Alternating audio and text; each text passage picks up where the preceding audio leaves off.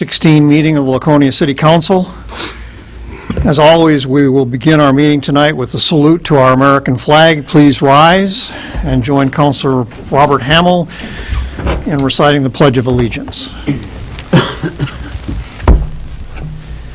I pledge allegiance to the flag of the United States of America and to the republic for which it stands, one nation, under God, indivisible, with liberty and justice for all.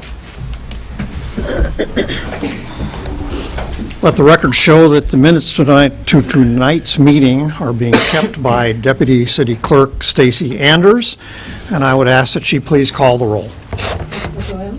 Here. Councilor Bounce? Here. Councilor Littman? Present. Councilor Bear? Present. Councilor Hamill? Present. Councilor Baldick? Here. Presiding Mayor Edward Engler? Present. Let the record show that all 6 city councilors are present tonight, and a quorum for this meeting has been established. And we'll also note for the record that the council is joined at the table tonight by City Manager Scott Myers and by City Finance Director Donna Witteman. First order of regular business is minutes.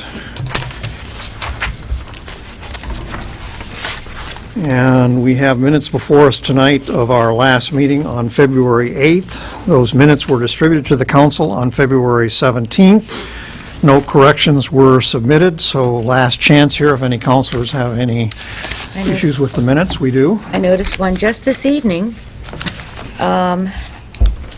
where we are discussing public,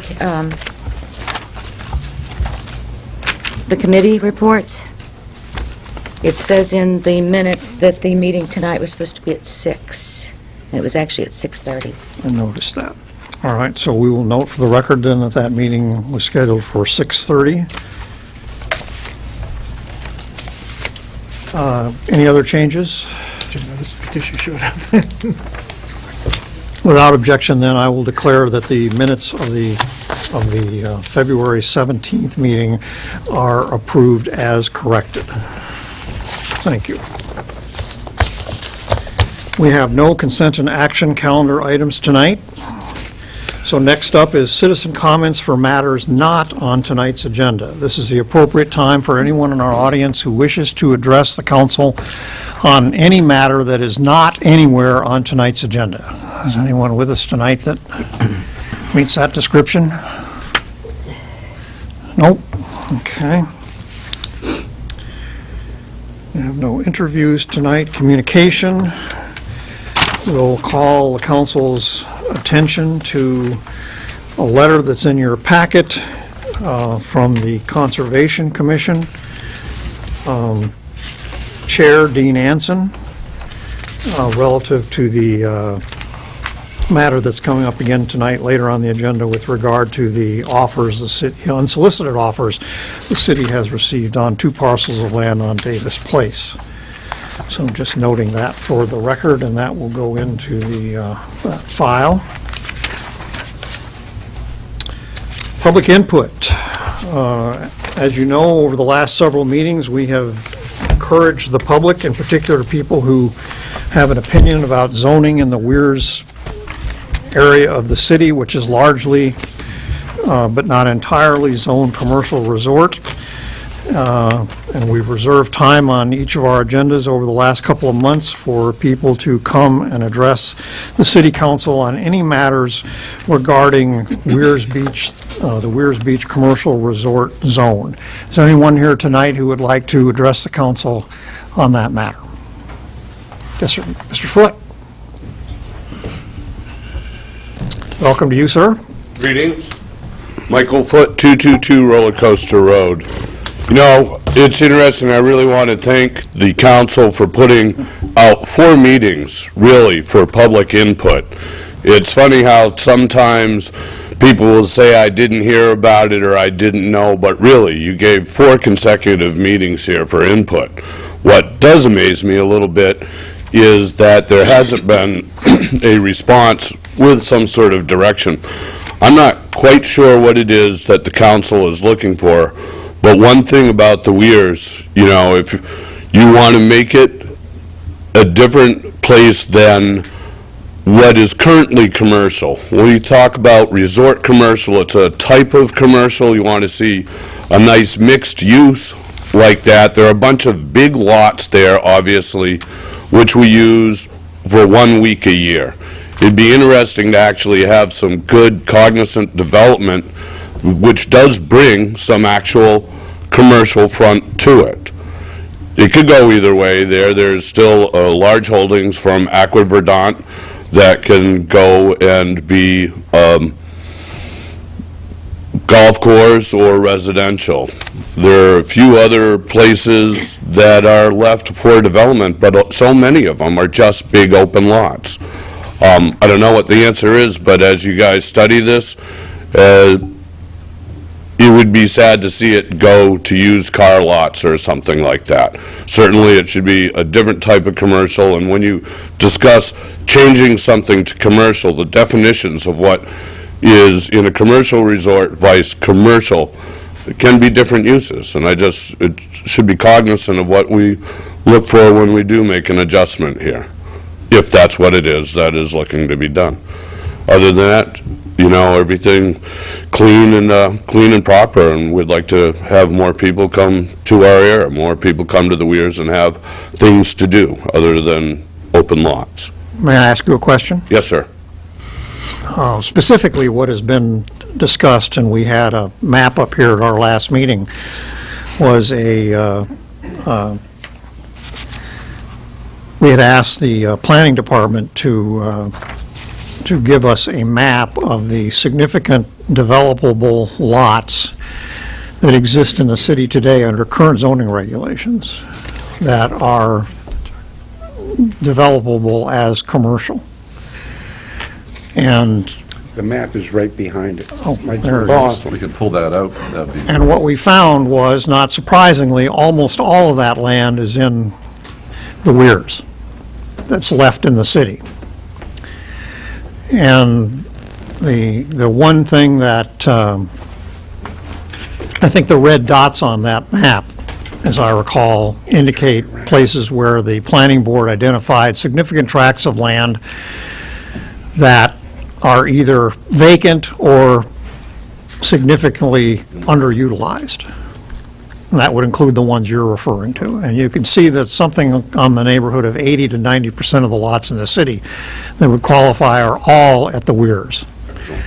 So the one thing that differentiates, I mean, there are all kinds of issues that can be addressed here, but certainly one of the ones that we hope to take a look at is the one major item that differentiates the commercial resort zone from other commercial zones is that residential development is also allowed in the commercial resort zone, and as opposed to other commercial zones where it's much more restrictive.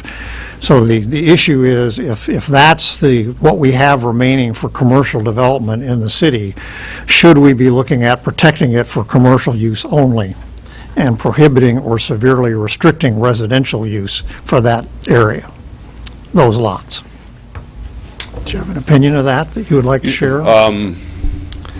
It's interesting. This is, we're looking up Endicott Street North and then through Blackstone Circle and up to the fire station where we have our new Weirs Community Park.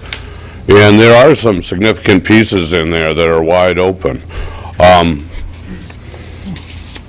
One of the things that I had heard about, and only because I've asked, is if you are talking about a setback for a certain type of commercial with residential behind it. So many feet, I think what's been generally being discussed is within so many feet of the highway itself would be restricted to commercial, at least on the ground floors.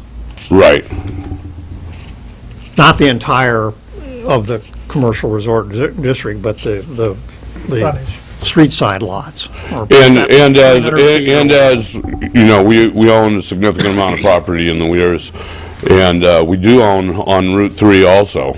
And in what I have in my head is a building that is commercial on the first floor of the street level with loft above it, and access to be able to do something. That's Right. just my thought. So I think that's, So I don't that's see the kind of any- idea we're talking about, is residential might be allowed, say, on upper floors, but not on the ground floor, that sort of thing. And the other stuff that's fairly amazing is, the whole question of the Weir's Drive-In. That's a significant piece of land also. This is Aqua Verdant, still is residential based. I'm not sure what their feedback has been to you on that, but Aqua Verdant has a huge piece that's for the golf course and future development.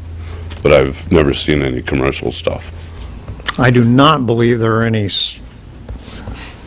site plans that are currently active. I know the planning director is with us here tonight. I thought I saw her. Is she there? Yes, she is. Are the original Aqua Soleil, Aqua, whatever it was called, plans that they called for a golf course and a residential development on the landward side of Route 3, there are no current approved plans for that, are there? Correct. No current approved plans, no. Yeah. So it was And it's still, theoretical at yeah. the time, but it was never, Sure, but it would be one of the ones that you'd be looking at. certainly the front part. Any yeah. of these frontages, all the way down through there. So I just, I guess the only caveat on it is that it does get discussion, that we do, differentiate between full commercial, which, car lots and everything like that, to something, which would really be a draw, if we want to decide. It's so interesting that the Weirs has a hard time being defined, right? Okay, so we're commercial, or we're a resort commercial, but we've had so many developments, even Langley Cove is going to be another 290 units in there, and that's significant changes, in what would be the Weirs area. It's a lot of changing in demographics, people who aren't just visitors, but condo owners and taxpayers also. Okay, Thank you. thank you. And thank you very much. Yep. Is there anyone else who would like to address the council tonight on any matter regarding rear zoning? Mr. Clausen? Welcome, sir. Evening. Fred Clausen, 1144 Weirs Boulevard, Proctor's Lake House Cottages, and we also own the lot across the street, 1137 Weirs Boulevard, the old Flamingo for people who know it. And one of the reasons we bought that's not in the zone that you're looking to redefine, but it is in the commercial resort area. But one of the reasons we bought that many years ago was someone was talking about putting in an RV park similar to the one on White Oaks Road. And we didn't want to have to look at that and be part of it.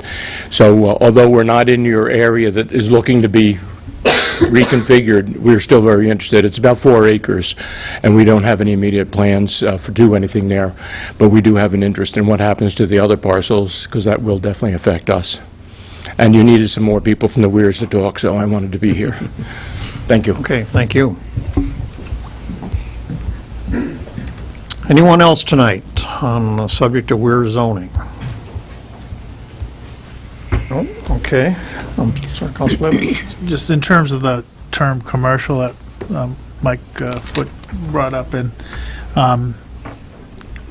planning parlance, just wondering whether some alternative definitions of that could be provided to us for consideration, because I think the concept of sort of complementing what's in the Weirs in terms of, as he described, used car lots isn't necessarily supporting the resort differentiator that the Weirs could be. Well, we do have, and I think we'll do some of this ourselves in March. We do have a table of uses, so commercial isn't all encompassing in the, for example, used car lots or automobile lots are a specific use that could have an X through it just as easily as it has a P through it or whatever, and we can go down them, and we can certainly ask the planning board to do the same. In fact, they did last time, we just never got to it. We had recommendations, but those recommendations sort of went hand in hand with the resort residential changes that the zoning task force and the planning department had considered. But there's no reason, I'm not sure, and again, I don't want to be conceived as opposed to what you're doing, because I think it's important that we do something like this, but I'm not sure that a zoning change is how we address it, or we address it through a change in use, or maybe through a mix of both with respect to what we do with that broad corridor of empty lots. We'll schedule a discussion for this at one of our March meetings, and we'll be able to talk about all that stuff.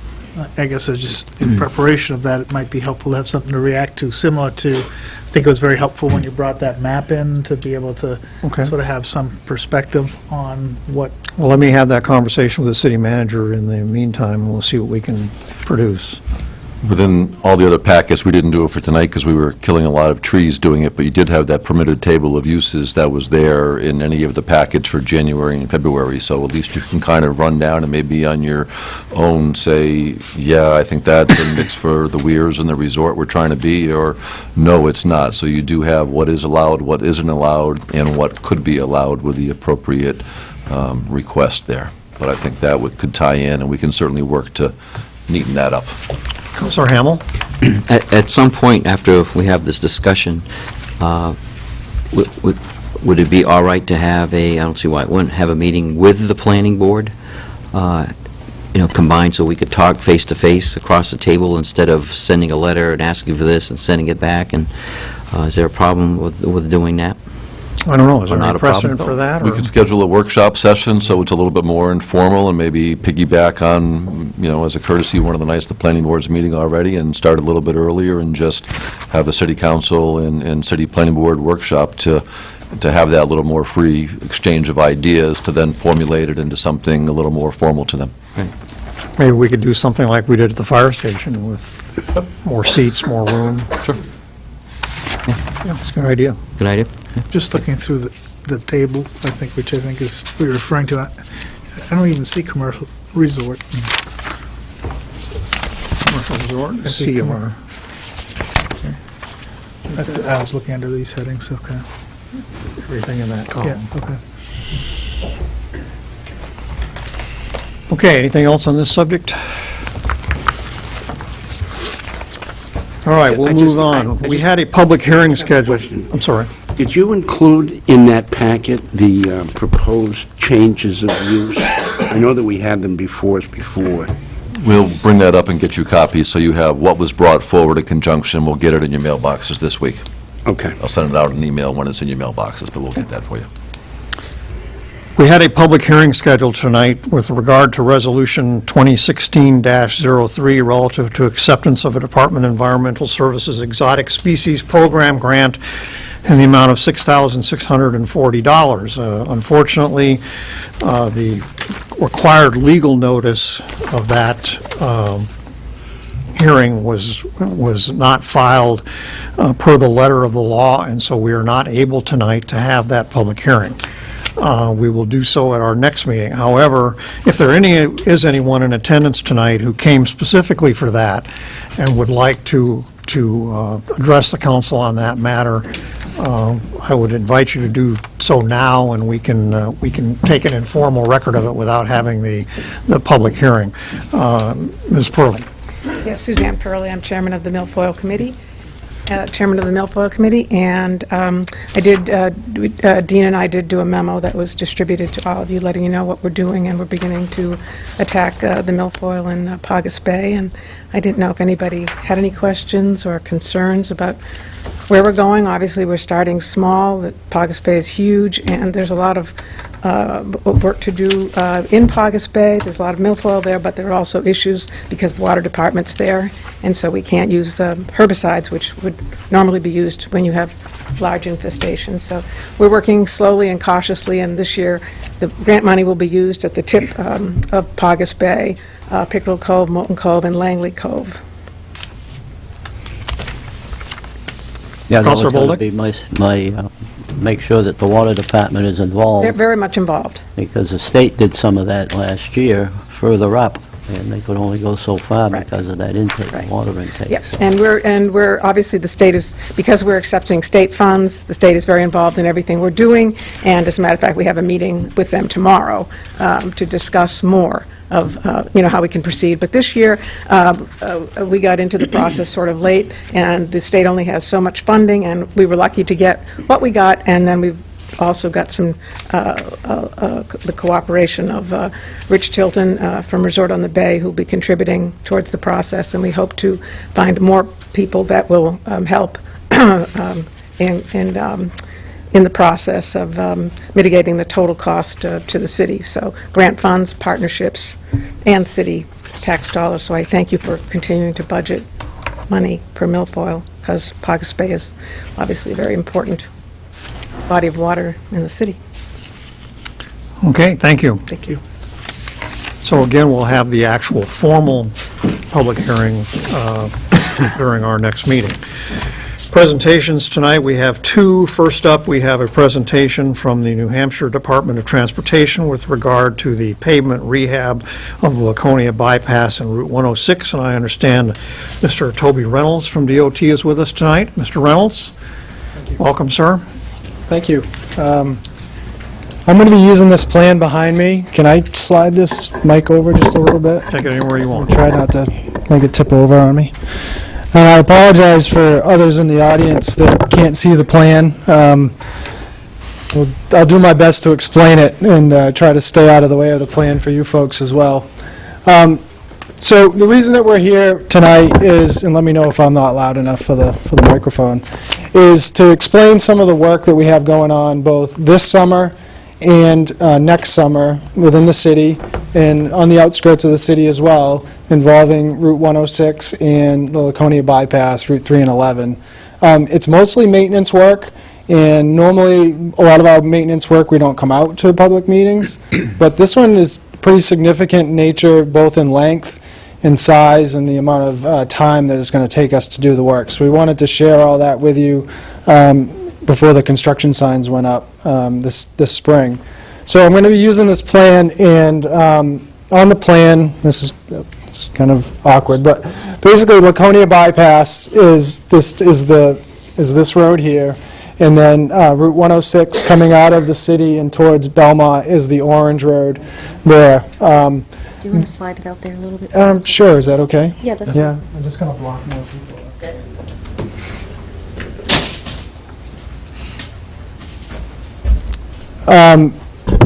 So the projects are broken into two. The orange piece is one project, and the green piece is another project.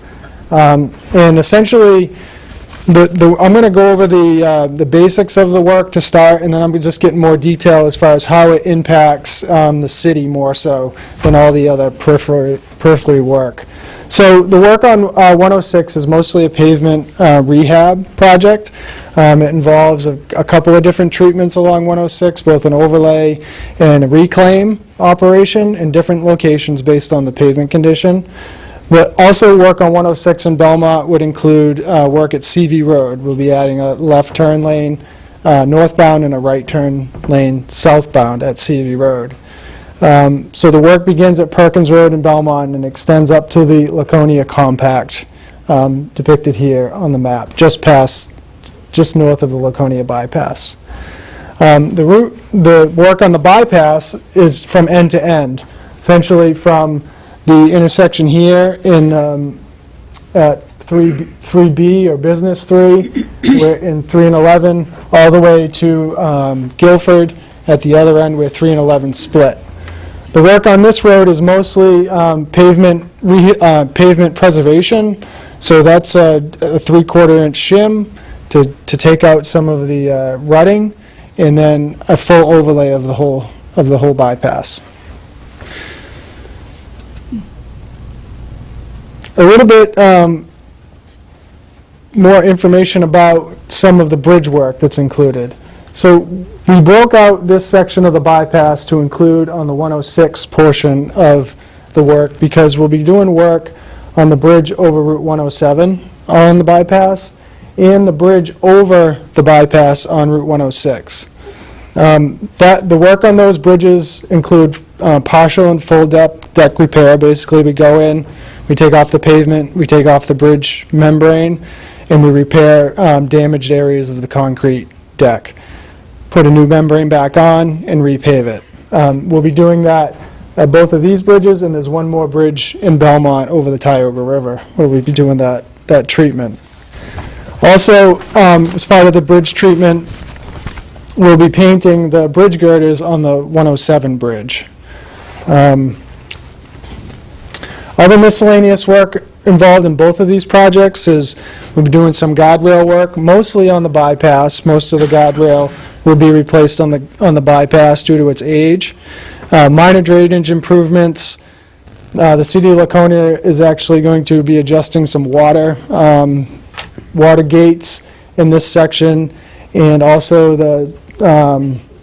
there's an aerial fire alarm cable that we're coordinating with the city as well, near the 107 bridge.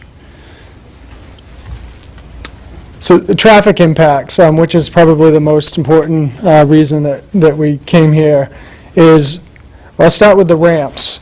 We'll be doing all the ramps on the Laconia bypass as part of the project. The ramp treatments are, we take out an inch of pavement by grinding, and then we pave back in an inch of pavement. Because of the width of the ramps need to be closed for one night for each of those operations. So one night to grind it, one night to pave it, and then we're also planning one more night to close it for any guardrail that needs to be replaced on the ramps. They won't all be closed for the full 3 nights, but we're planning on that on all the ramps. And they won't all be 8-hour closures. Some of them might be 4 or 6. But again, we're planning for one full night of a closure. In advance of those closures, we'll sign with portable message signs in advance of that ramp, but 3 days in advance of the ramp, of which ramp will be closed and when. And the detours for those, and this work will also be at night, so only at night will the ramps be closed. During the day, they'll be back open. But while they're closed at night, we will need to sign a detour for those closures. Some of the closures we can do and keep traffic, the signed detour traffic, on the bypass to get off and get back on to change direction. If they had planned to get off at 11A, let's say the off-ramp at 11A was closed, they could go down to 107 and come back on and then get back off in the other direction. So we'll only allow one ramp at a time to be closed. But there will be times when ramps will be closed and the only reasonable detour will be to go down into the city along Route 3 and then back to 11A, or down 3B and then up 106. It all depends on which ramp is closed. When we do those will be on easel-type signs with just bypass detour with an arrow, and when the ramp's back open, they come, they fold up the sign, and they take the sign away. Those will be allowed likely after 9 o'clock at night, and they'll have to be picked up before 5 in the morning. The bridges, to do the bridge construction, it will be phase construction, and it will maintain 2 lanes of traffic in each direction at all times for all the bridge construction. So it'll be done in 3 phases. It will take 2 to 3 months to do each bridge, but likely all the bridges will be under construction at the same time. We do anticipate that the northbound off-ramp to the bypass north, so towards Guilford, that ramp is a pretty heavily traveled ramp. The traffic volumes are fairly high. Because of the proximity of that ramp to this 107 bridge, while we're doing the phase construction on that bridge, we'll be using some of the merge area that's needed for that traffic coming down the ramp. So what we're planning on doing is making, instead of a yield condition on that ramp, we'll be making it a stop condition during the summer while that bridge is under construction. It's not the greatest setup, but it should work for like 22 hours a day.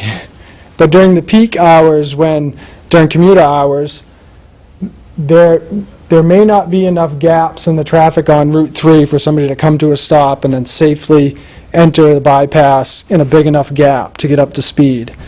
So we have a provision in the contract, if this looks to be an unsafe situation during those peak times, that we will sign a detour down to the 107 connector road here, up 107, and then onto the bypass north on the 107 ramp. So it's a fairly reasonable alternative if we need to close that ramp. But we would like to keep it open because it's probably the most traveled ramp on the on Where this would the entire stop section. sign be? The stop sign would be just before the end of the ramp, before the concrete nose. Yeah. And the geometry isn't the greatest either, because you're coming down the ramp and you're going to need to look back and stop at the same time. So we want to monitor that. We'd like to keep it open, but we have a provision if it doesn't work well. What kind of light, Counselor Liebman?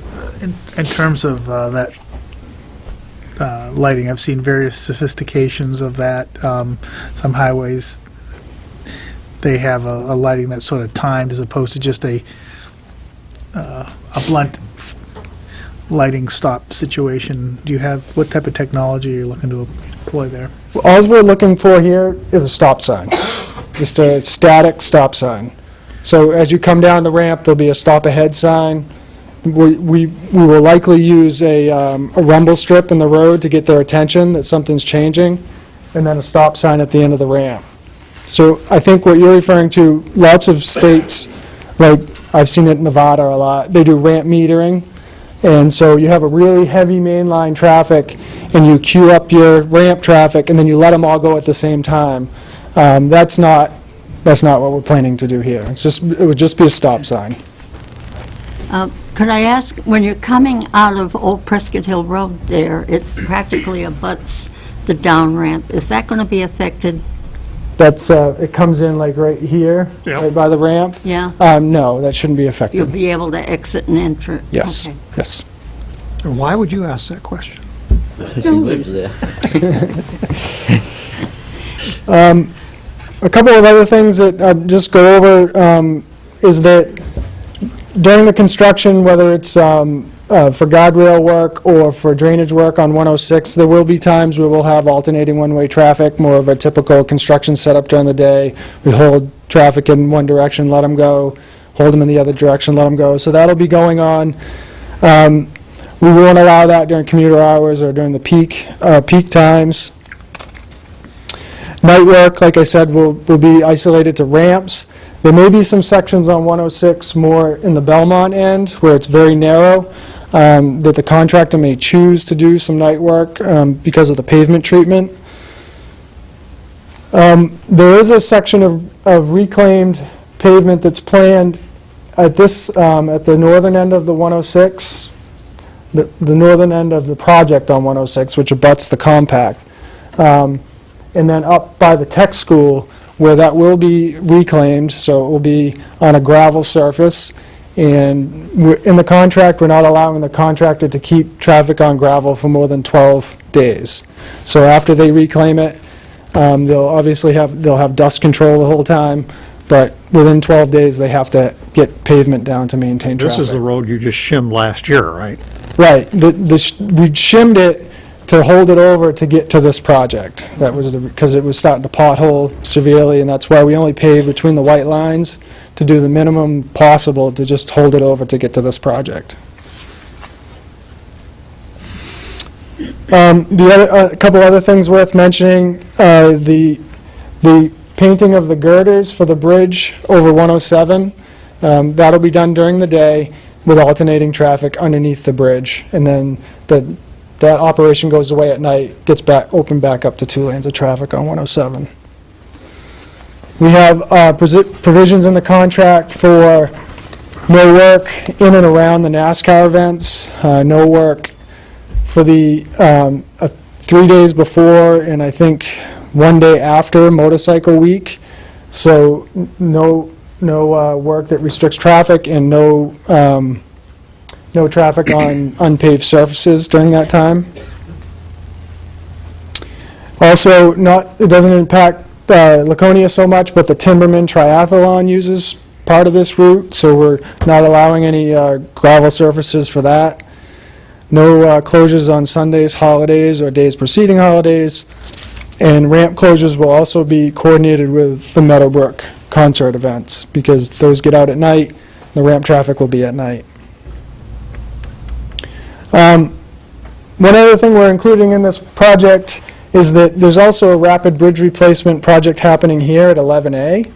That'll be happening during the same time as these two large projects. And so we'll have weekly meetings when needed with all 3 contractors to make sure that work planned on one contract doesn't adversely affect the work on the other project. Hopefully limit traffic impacts as much as possible.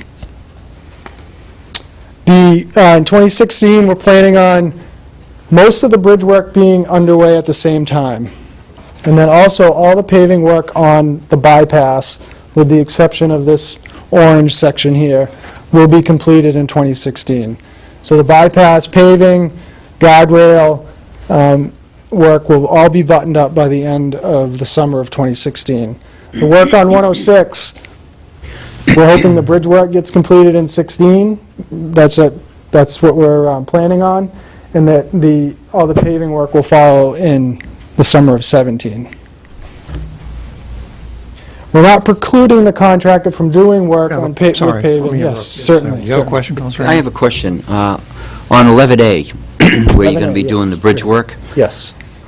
just north of the bridge, not quite to the Laconia Compact area, I don't know if you know where Pichet Ski Shop Yeah, is? sure, right Okay. here. There's significant delaminating of the pavement right in that area. Okay. I just wondering if, since On you're going to... 11A? Yep. That's not included in this project, but let our pavement guys know. It's an area of state responsibility. I believe so.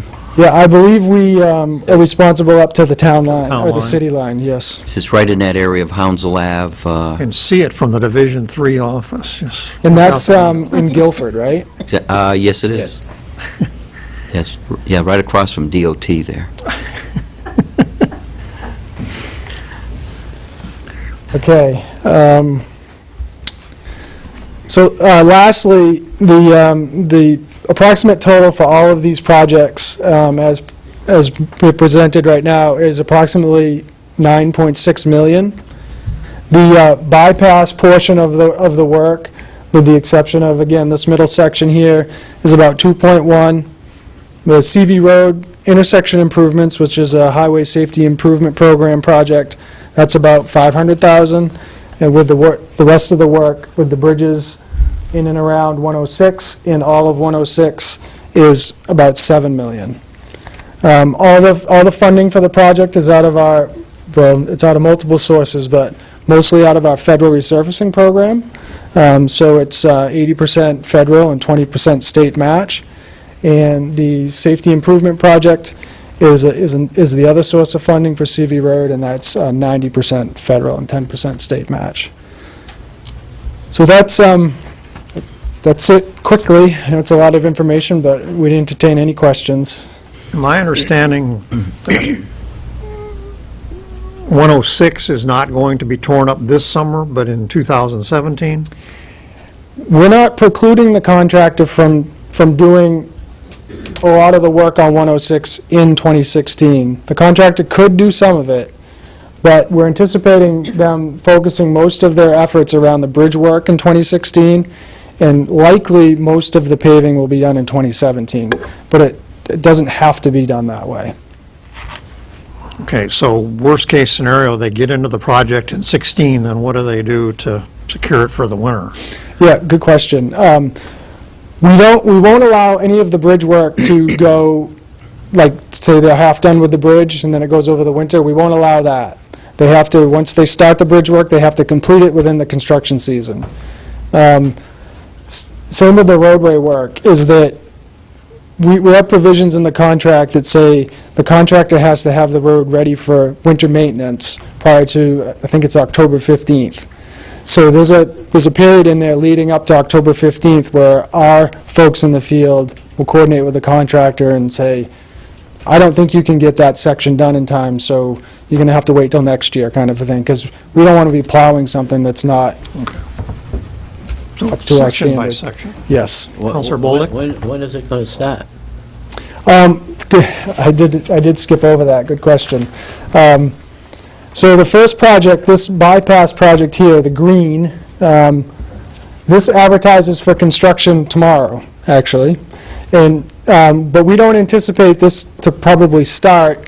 It's a 3-week bidding period, and then we have to go to, get government council approval, which takes usually another 6 to 8 weeks. So we're not anticipating this to start until probably June, likely, and it has a completion date of the end of September for the bypass.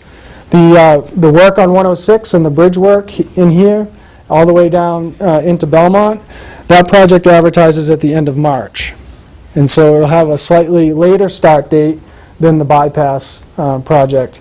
But the completion date for this project, because of all the bridge work, isn't until the fall of 2017. Any other questions, comments? Okay. I do have one more thing. I have municipal work zone agreements here that I'd like to leave. There's 2 versions of them in here because we weren't sure who was able to sign for them. So we have one with the council signature, and then we have one that shows the city manager signature. But these work zone agreements, they're standard on all of our projects, and it basically explains that the DOT is going to follow the manual of uniform traffic control devices while we maintain traffic in the city, and that the city agrees that we're responsible to do such. So I'll leave these with you, and if you could just mail them back to us or give me a call if you have any questions. And that's it. And thank you very much. Thank We'll you. take that up at the next meeting then, or you'll... No, I think that can be handled administratively because there's no city funds being done. But I just want to say, the DOT did reach out to us on this project earlier this year, late last year. All of our departments had a chance to chime in on concerns from Water Parks, DPW, everybody looking at it. So city staff has had a chance to comment on this well in advance. Could I ask them one more question? I don't know if you're familiar or not, but the bridge, railroad bridge on Route 3 at the Weirs, are you Yes. familiar with that? Is there a time when that's going to start? I'm not intimately familiar with it. I'm aware of the project. I do know the project manager, so if you'd like, I can have him get back to the city with a schedule. We got a presentation on that about 6 months or so ago. I don't think that's out until maybe 2018. way out, Okay, 18 or okay. 19. I 18 or couldn't remember. 19 sticks in my mind, but that's several Okay. years out. Yeah, if you want to contact me, I can get that Okay, information. great, thank No you. problem. And we'll slide this out of the way. That'd be great. All That's right. Thank you very much. Thank you. Thank you. Appreciate it. Let's see some work done around here. It's 20 million. Costs money to do roads. Okay, we have a second presentation tonight, and that is from the management of the Winnipesaukee Muskrats baseball team. I see Mr. Svenlin in the back of the room there.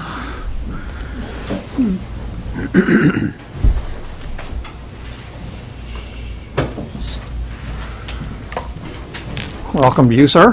Thank you very much.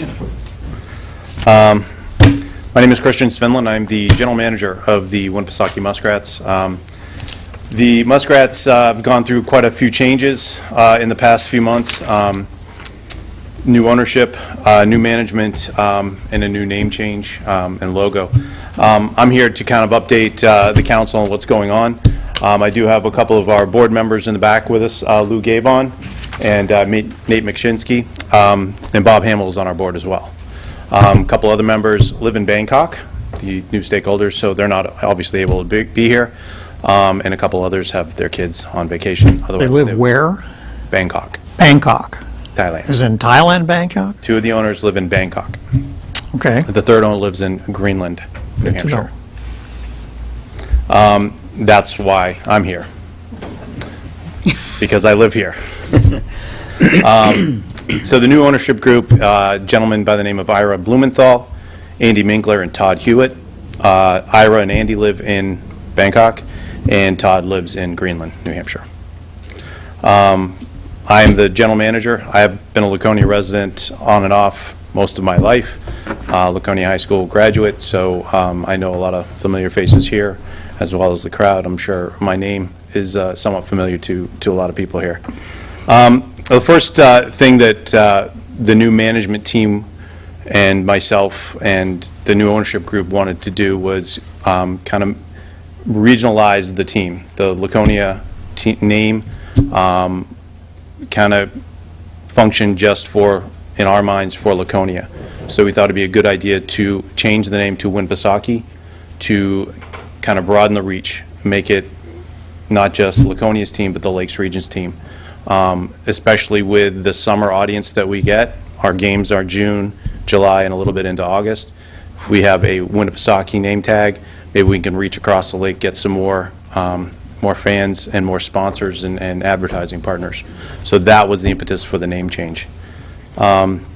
It's already been working. We've already been able to sign up a couple of marketing partners in Meredith that'll make a significant effect on our bottom line. We are a 501c3, so any monies that we come in are going back to the community once we are hopefully in the making money or in the process of not losing money as they have been over the past 6 years. Those monies do go back to the city.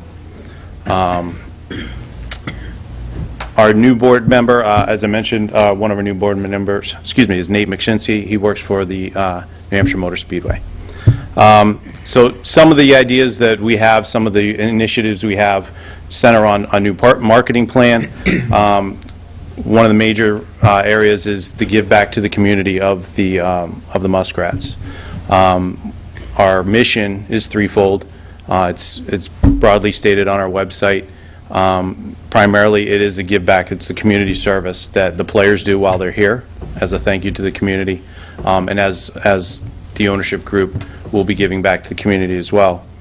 So first off, we're going to be sponsoring more area youth sports leagues, baseball teams primarily, obviously, and softball teams in Laconia, Guilford, and Meredith, kind of spread the name out. And we'll be, from another marketing idea and initiative, we'll be reaching out to the cottage industry, literally. Having a sales team reaching out to them, getting the people that are here during the summer while they're on vacation, giving them another outlet for something to do with their families. This is a family, affordable, friendly entertainment product that we have.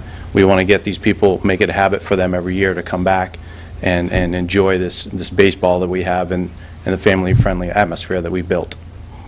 We'll also be reaching out more to area businesses and other groups for outings during the games, whether it be nonprofit or for-profit corporations as a, for instance, for employee satisfaction and have nights where companies can come in, buy tickets at a discount and have set up a tent and have a party for their employees, so to speak. So those are some of the major marketing initiatives that we have planned in the coming years. Some other initiatives, you probably heard about our trip to the Parks Commission last week. We're looking to add beer sales at the park. I know it's something that's been touched upon in the past. Our hope is to get a tent on the third base side as people are entering. It'll be an area that's cordoned off, fenced off, and only available to those 21 and over, obviously. We're going to do everything we have to do from the perspective of the Parks Commission and the licensing board to make sure that that is done 110% on key with that. We also have another initiative to add some signage on Parade Road for Robbie Mills. I think it's kind of hard to find sometimes. There's some residents that don't know where it is. I've spoken with John McIntyre, the owner of the property that's on the northwest corner of Parade and Meredith Center Road. If I get the proper licensing, I have the permission from him to put up a 4x8 sign that will announce Robbie Mills Complex, home of the Muskrats, home of the Laconia Sachems, because the high school plays there as well. We continue to outreach to area nonprofits. My goal is to we have 22 home games. My goal is to have 22 sponsors from a corporate side as well as 22 nonprofits kind of sharing the field, so to speak, on a nightly basis so that these nonprofits can have a platform to reach out to the community as well. So that's my goal. And then the other big initiative is the deck. It was something that was put on the table probably 4 or 5 years ago by the Cranes. The left field wall was built, and there will be more sponsors' names up there this coming year. But there was also plans to put a deck that was, I believe, to be about 30 by 60, somewhere in that vicinity, big enough to house enough seating capacity for about 125 patrons. At this point, with the new ownership group, this is a goal of the new group. I wouldn't say it is something, and I've already spoken to the Parks Commission. I've received an extension up until November of this coming year to show progress or to have that completed. It is a goal, and that's something we hope to do in the coming years if we can get the sponsorship and the support from the community to get that built. So that is my brief, hopefully brief presentation. Any questions on management, ownership, or the team going forward? Counselor Lippman, you want to lead off? Sure. Hopefully I won't have a wild pitch here. Just in terms of, can you explain the ownership structure a little bit better? Because it doesn't sort of make logical sense that you'd have out-of-country owners Right, and- interested in sponsoring a nonprofit in Laconia. New Yeah, and technically, and I've been speaking with the commissioner of the league, the New England Collegiate Baseball League, NECBL. Technically, none of the teams are owned by anyone. They are all 501c3, so they're technically owned by the community that they're in. So the triumvirate that has taken over are technically the stakeholders. They have the financial stake in the operation. So if the group is losing money, they'll pitch in the money to whatever needs to get done at the end of the day. These three gentlemen, as I mentioned, 2 live in Bangkok, 1 lives in Greenland, New Hampshire. They all met in Thailand. Their sons all played baseball together. That's their impetus for getting into owning or running what they see as a minor league baseball team. So that's how the ownership group came together. Does their interest extend beyond their children's baseball careers? Yeah, I mean, they're going to be around. One of the other owners, Ira Blumenthal, does have a home in Greenland, New Hampshire as well. His daughter goes to school in Massachusetts, so he's already been in the States 3 or 4 times in the past, since I've known him since September. So they plan to be around. Todd Hewitt, who lives in Greenland, he was up last week for the meeting of the Parks Commission, so he will be around. As far as moving the team, if that's not their thought at all. Be a long commute to Thailand. It is a long commute. It is a long commute. Counselor Hamel, Counselor Hamel is our representative on the... Not so much a comment or anything, but I would like to say that in meeting Christian for a few times over the process of him taking over, I do have to say he hit the ground running and is trying hard to make the Muskrats a more viable team in the area. Going, like you said, going out and get sponsors and doing everything they can to make participation at the field better. So I think you'll do a good job as far as that goes, and we'll just have to see how it comes out. So. I'd like to start with a governance question, if I could, following up a little bit on Counselor Lippman's. I wasn't a member of the council when all of this started, and almost everyone here was, so I'm a little bit in the dark on this, but we do know that the city of Laconia and Bank of New Hampshire both made substantial investments in this team on day one in terms of improvements to Robbie Mill Field and whatnot, Robbie Mills Complex, to get the thing off the ground, and that a formal or informal, I'm not sure which, board of directors was formed, sort of a community board to run the team under the auspices of the Cranes or however that worked. But I'm not at all sure, frankly, how that works today, because when I read in the paper that the new owners of the team were taking our city's name off the team and changing the name, I called Counselor Hamel, who's our representative on the board of directors, and he knew nothing about it. And So if that's the board, how did you change the name without the board even knowing about it? Or at least our city representative on the board knowing about it? Right, and that's on me. That was my fault. I did not know at the time that the city was a stakeholder in the operations of the group, so that's on me.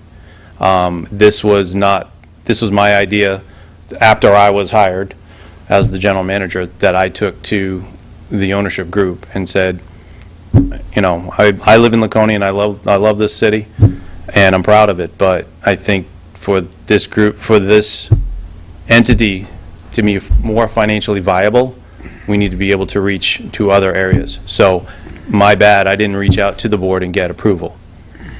Okay. The other thing has to do, and I apologize to you for discussing a little inside baseball, if you'll excuse the expression, here with the counselors, but we do have, I think, some governance issues that I wanted to mention to the whole council tonight. I've had several meetings with Councilor Hamel and the city manager on this subject in recent months, and so a lot of this has nothing directly to do with the Muskrats or the organization. It's more internal in terms of city. So if you just bear with me through this. So the primary issue here from a city standpoint, I think, is one of responsibility and a confusion that's pretty obvious to me between what is the responsibility of the Parks and Rec Commission and what is the responsibility of the City Council. The original lease agreement, so the baseball team leases Robbie Mills Field from the city for $1 a year or something, or it's a nominal amount of money. It's a pretty good basically deal. free. And that contract was renewed just a year ago, March 2nd, 2015, with the Laconia Baseball Foundation Incorporated, which I presume was the old corporation. That's still the corporation. It is still the corporation. Okay, so the Cranes sold the corporation, the stock in the corporation, to these three gentlemen? The logistics of how the financial operation happened, I don't know. I know they handed over their stakeholdership to the new group. What monies changed hands, if there were any, I have no idea. In terms of the legalese, I don't know. Okay, so what I'm concerned about here is a couple of things. So I have a copy here of the contract that was dated a year ago. It was signed by Scott Myers, city manager, 3/2/15, and by somebody here on the other side. Probably Noah. And Noah Crane, probably, most likely.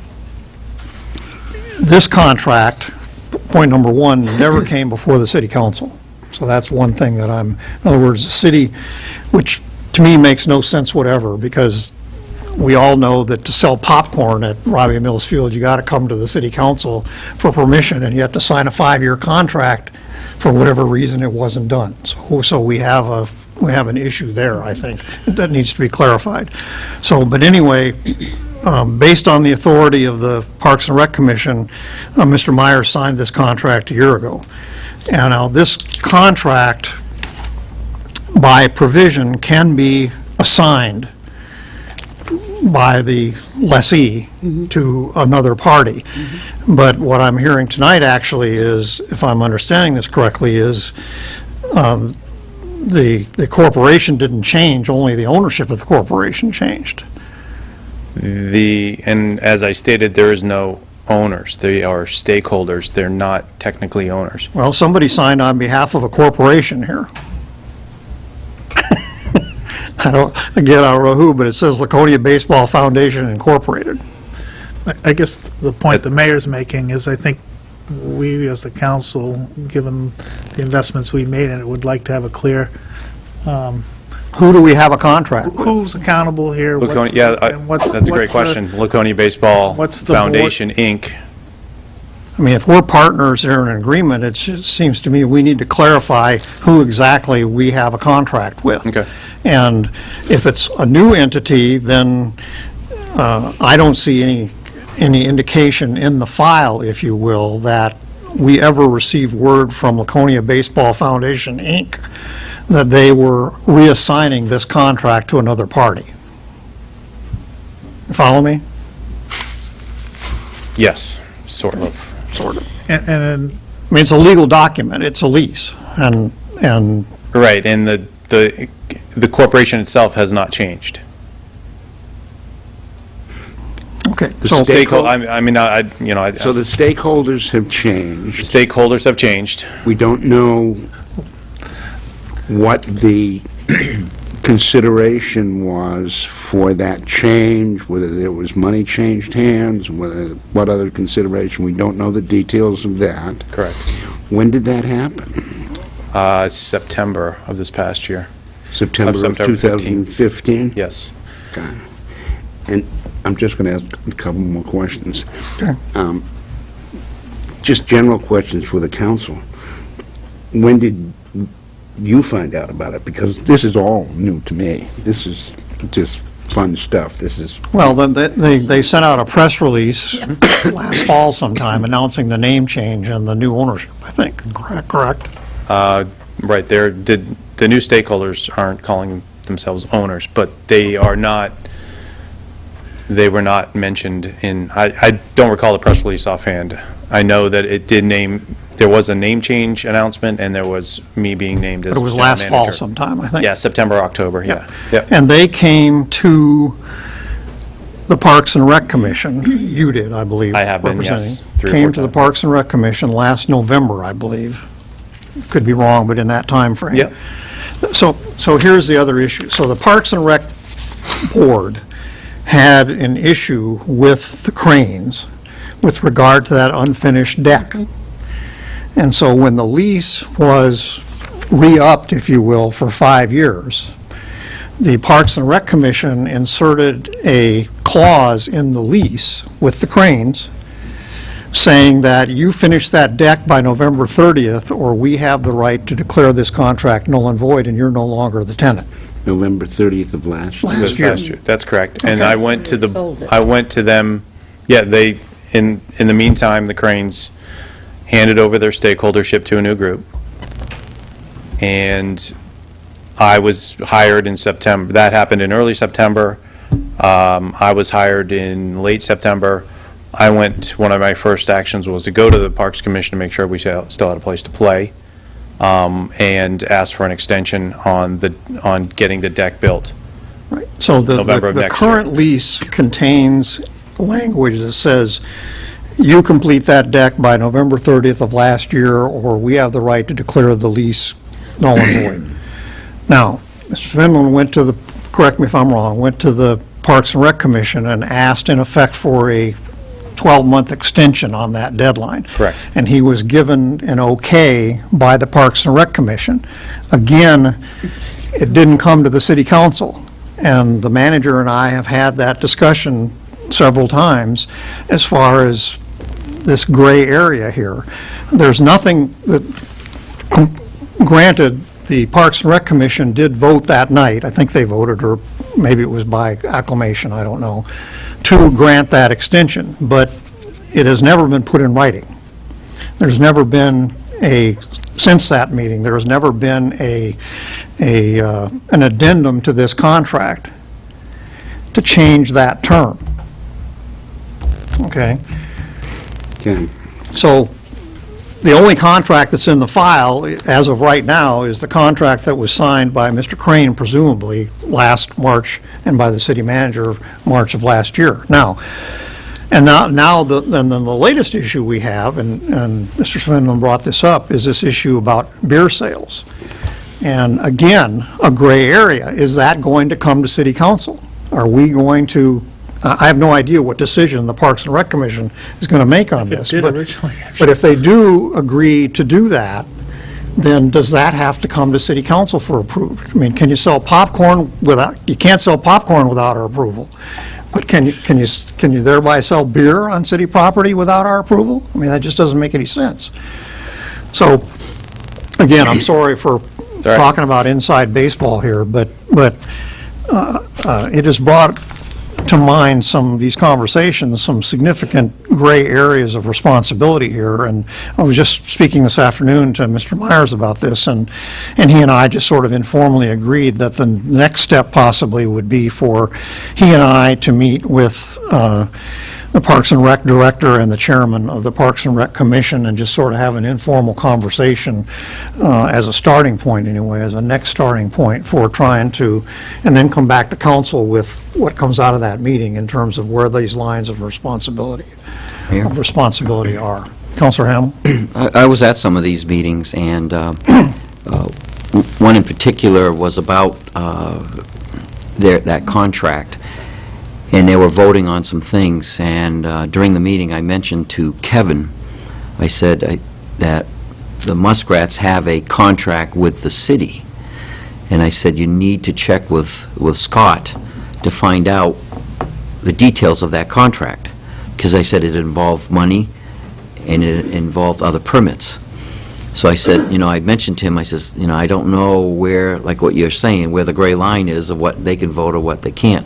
But I mentioned to him to come to the city manager and I believe he did, to find out about that. So, not sure. Councilor Littman? I think the big picture is, we're glad you're here to play baseball, okay? But I think the other big picture is, we have a fiduciary responsibility to understand what's going on here, and we need your help in working it back through to make sure Right. that what happened this time doesn't happen. Right. I understand that, and obviously, one of my stakeholders, one of our stakeholders is a lawyer. So he's going to want everything tidied up, for lack of a better term. Yeah, I think that's what we're getting Yeah. at here. Part of this is our own responsibility in terms of our association with the Parks and Rec Commission, which is certainly not your fault or anyone else connected with the Muskrats. But part of it also is your responsibility to understand you have a contract with the city. Somebody does. And that needs to be, And if there's a contract with the city, is that the contract with the city? Or Right here. That's with the Parks Commission? Or that's with the Parks I'm Department? sorry? City of Laconia. The city. This is a contract between the city of Laconia. Signed This by is your, Mr. this is Myers, the correct. lease agreement for Okay. Robbie Mills Field between the city of Laconia Okay. and All the right, so- Laconia okay, Baseball now I'm- okay, Foundation now- so- Incorporated. Parks and Rec is a board of the city. Right. So the problem is that the stakeholders changed. A document that was signed by the city manager was not updated, is the primary, That's correct. okay. This has not been changed in a Okay. year, and no provisions of it have been officially changed in a Correct. year. So my getting permission to get the extension with the Parks Commission doesn't really mean much, because as it stands right now, that's a null and void contract. Well, in- not unless we declare it null and void, and I haven't heard that suggestion tonight. Okay. But the fact that that deck wasn't finished by November 30th Gives you is reason arguably to, gives right. us the right to cancel the contract. Okay. Any other questions? That's why I asked you to come tonight.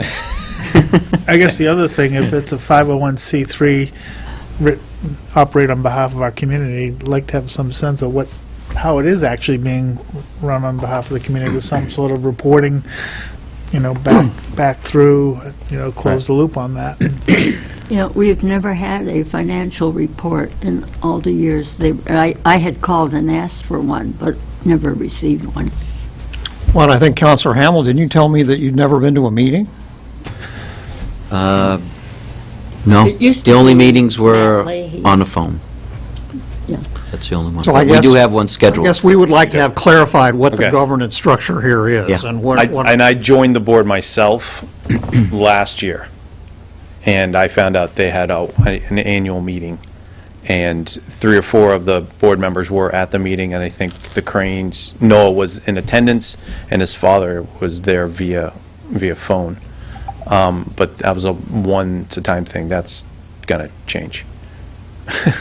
Counselor Bolduc? We don't want you to leave, we just want to make this correct. No, thank you. We don't want to leave. We're not all jumping don't on worry. you, that's for sure. Okay, is the council comfortable with the strategy I outlined there of the city manager and I pursuing this and then reporting back to you all? And Put it on the agenda for the next meeting. we'll do it as soon as we can, yes. Okay, any other questions for Mr. Svinland? Thank you. We thank you. We thank the two of you in the back also. Lou, good to see you. Thanks for coming. Thank you all very much. Have a good evening. Thank you.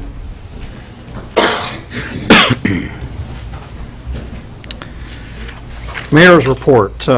We can't let the evening pass without recognizing the passing of former city councilor Bob Luther.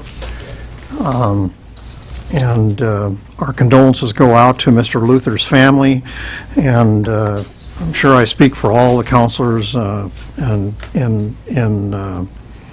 saluting Mr. Luther for his 13 years of service on the city council. I know that pales in comparison to Councilor Bolduc's tenure, but 13 years is a long time. He served on the council from 1996 through 2009, representing Ward 2, and was known for a number of things on council, not the least of which was his wit.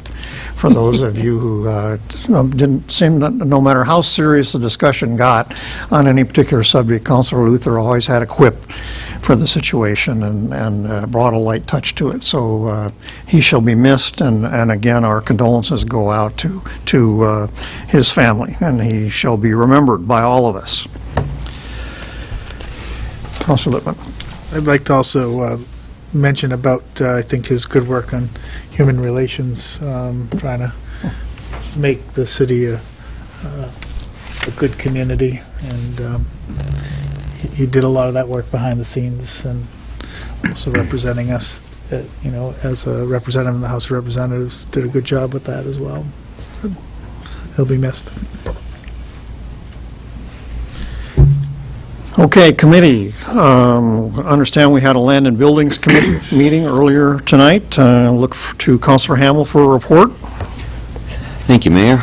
We did have a meeting tonight, and the gist of the meeting was to try and come to some conclusion about the parking garage and to bring to the City Council our thoughts on the proceedings of the future. We took a vote. We had discussion first and of which direction we wanted to go, and we ended up taking a vote on proceeding with the architectural and engineering papers on the garage, not to delay them, and to have as special bid items the stairway elevator, the private portion of the garage, and some of the other amenities that are on that list that we received. They would be done in blocks, like the lighting, facade, those kinds of things. So I guess what we're here tonight for is to ask the City Council, or to give the City Council what we decided to do at our committee meeting, and that is to proceed forward at this time with the engineering aspects of the garage. At a cost of? Pardon? What's the cost? At a cost of? Well, the cost was For the city portion and the private portion of the garage was the $120,000, and the engineering, Yeah. not included in that number, would be the cost to spec out for an elevator and the stair. And I don't have that number tonight because it was So if we pass this tonight, we're committing to 150,000? 150,000, probably be a good estimate, yes. 150? That 150. doesn't include the private. That would be the engineer for the private And and the the city-owned, as well as the new added steps, which would be the exterior staircase and an elevator. Is not the private owner not agreed, has not agreed? That's why To go we're forward. doing it. We're Suggesting conditionally yeah. that we... We're spending money before we have No, agreement? no, I think that ultimately what we're suggesting is that we not spend money on the This. construction per se, but to at least have the Plans? plans. Yeah. So that, should we move forward, we can move forward in a way that would make economic sense. So we're going to invest $150,000 in plans that may or may not come to fruition. Well, I think that the timing may be more in question than the ultimate project, and some of the project could be, if you will, not done. But I think that the building committee is suggesting that it needs to be addressed, but that conditionally, in terms of what we do and the scope of what we do, is going to depend upon what arrangement we can make with the party or parties. That's where we're at. Counselor Bounds? Do we have a sense of how soon we have to put the architectural and design out to bid, so to speak, in terms of not impacting the final deadline, I'll call Well, it? the Du Bois and King, Bob from there, he would like to go out to bid in April, I believe is what he said. That his paperwork would be done for bid in April. It would be up to this council whether or not to allow that to happen. But in other words, the structural design, the bid packets, all that would be ready for first part to the middle of April. And then it would be up to the council, depending on the agreements that can come about, of whether that should happen.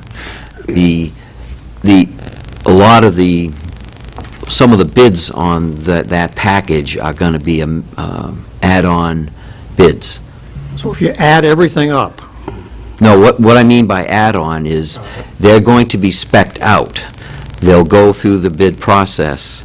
They'll become part of the bid, and it's up to the council to say, okay, the bid came in at a reasonable number, we can afford to do the elevator and the stairway, that Okay, kind of so- thing. We're not committed to it, but it's part of the bid package so that you get the best We'll know what it is. price on that. all right, so what is the committee's estimate of what, if we spend $150,000 on engineering over the next couple months, then what's the guesstimate for what the total project is going to cost, including all the add-ons?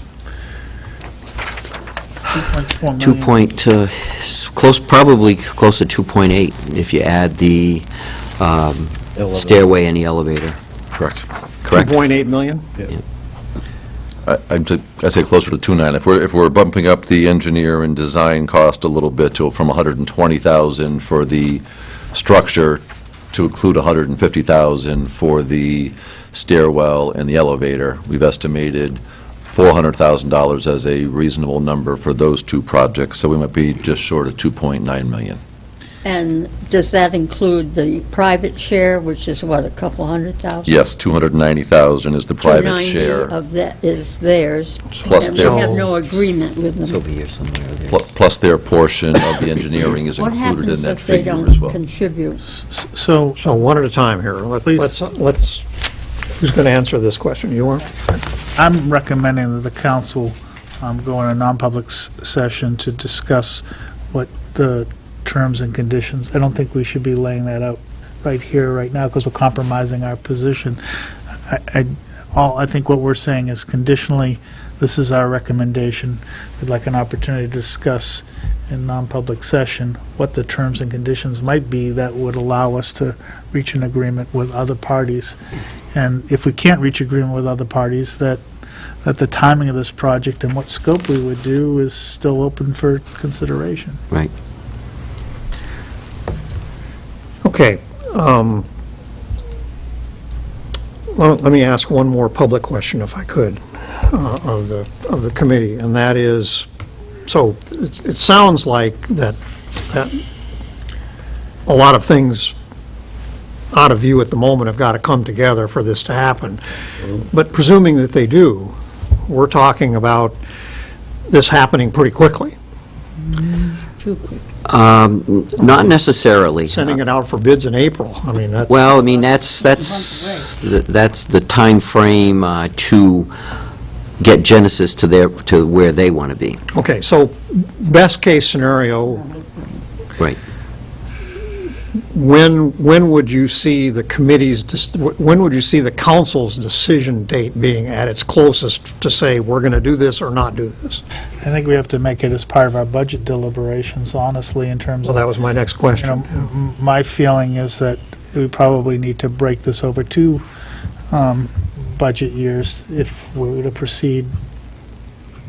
But, you know, again, I think we need to have some discussion about that. But I think the fact of the matter is that the structure needs to be addressed, and what we end up doing is still, I think, an item, but I think it'd be, in the committee's perspective, assuming we could put it all together, it would make sense to do it a complete job and something that would add value to the project as opposed to just doing a simple repair. But we may be backed into that position based on not being able to work things out with the parties. Okay, so one piece I just want to clarify for the public before we go any further on this, if I understood Councilor Bear's question correctly, the $150,000 engineering number and the $2.9 million total project cost numbers include 100% of the parking garage, not the city's current 85% ownership of the parking garage. Is that Correct. That's Okay, correct. all right. So here's what I was going to suggest, and open to other suggestions. It sounds like we need to have a non-public on this, and it sounds like we want to take action on this tonight in one way or the other, correct? Yes, so, you know, the city's been going forward with this, and whether, in order to use the garage, it's going to have to be fixed, one way or the other. So I think what we're saying as a committee, and correct me if I'm wrong, is that we're probably looking for the council to vote on keeping the process going with the engineer. At a cost of $150,000. Yes. Okay, so what I was going to suggest is that we have need tonight for a non-public session not related to this. I would So what I suggest was that going to in another one. suggest is that we hold this to unfinished business at the end of the meeting, get through all the rest of the business of the council meeting, then we can go into non-public session or sessions for the 2 items that we need to discuss privately. Does that make sense? And get rid of we'll do all the rest of the business before we do either, rather than go into it now and then come out and have to empty the room and all that sort of stuff. Sure. Does that sound reasonable? Okay, well, let's do that then. Any other committee reports tonight? Liaison reports? Any council liaison reports tonight? Well, I think we're going to, as part of the agenda, we're going to take up some planning board issues, so I'll just wait for them. Part of the agenda? Yeah. Okay. Citizen request to comment on current agenda items. Is there anyone who wishes to address the council at this point in time on any item that is on tonight's agenda at any place on tonight's agenda? Mr. Wood?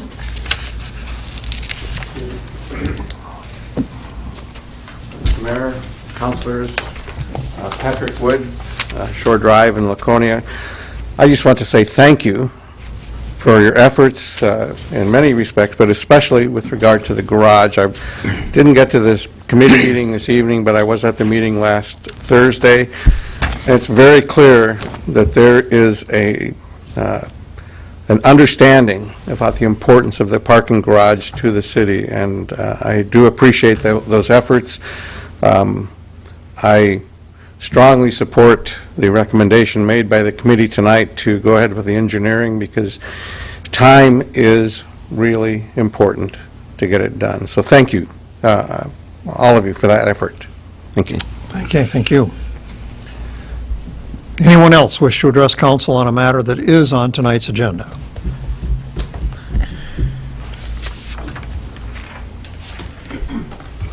Okay, city manager's report. Mr. Myers. Thank you, Mr. Mayor. I'm going to be brief because I know we've got a lot of ground to cover still with this meeting. I wanted to let the council know with one of the two appointments that the city manager has to the planning board. I am reappointing Hamilton McLean, who has served for a couple of years now.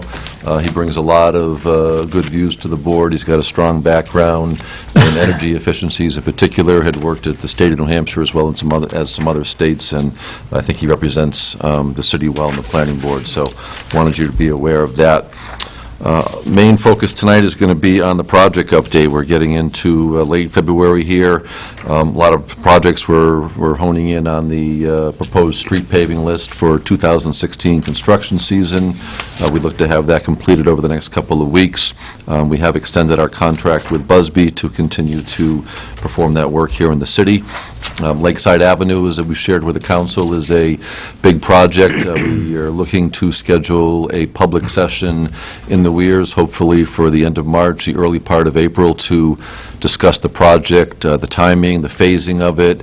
We've got some preliminary information on burying utility lines underground from Eversource. We still have some more information to gather from Fairpoint as well as MetroCast about that process. We have some additional questions about hookups and any type of added infrastructure in other areas of the Weirs to support underground utilities, but we're working through those along with we've spent a little bit of money with a traffic engineer to look at the existing crosswalks, the streetscape, public safety, are the crosswalks, do we want bump outs, any traffic calming, that type of stuff as we're doing this going forward. So we hope to have that all together and schedule a public meeting for anyone who's interested, so stay tuned for the dates on that. Other projects that continue to move forward, including the Weirs Beach restoration, so you can see that we're looking for potential sand sources. We're working with marine construction companies and Marine Patrol. We're still working on some of the engineering tasks there. We'll bring you an update as soon as we have it. We also have the Memorial Park improvements with a fairly mild winter so far. We look to be doing some of the irrigation and tennis court cracks and infield improvements at Memorial Park this spring. And we're working on the finalized budget and scope of work for our Transportation Alternative Grant, the TAP grant, which was that significant sidewalk, used to be the Safe Routes to School sidewalk program that we were awarded for the engineering that will be occurring this construction season, with the actual sidewalk construction most likely occurring in the next construction season. And then again, on page 5 of the report, you can see that we're finalizing the scope of work with DES on our watershed assistance grant, which again just ties into some of the work we're doing in the Weirs. So winter months are famous for doing a lot of this behind-the-scene work, and those items are getting ready to come forward full steam ahead as we hit this construction season.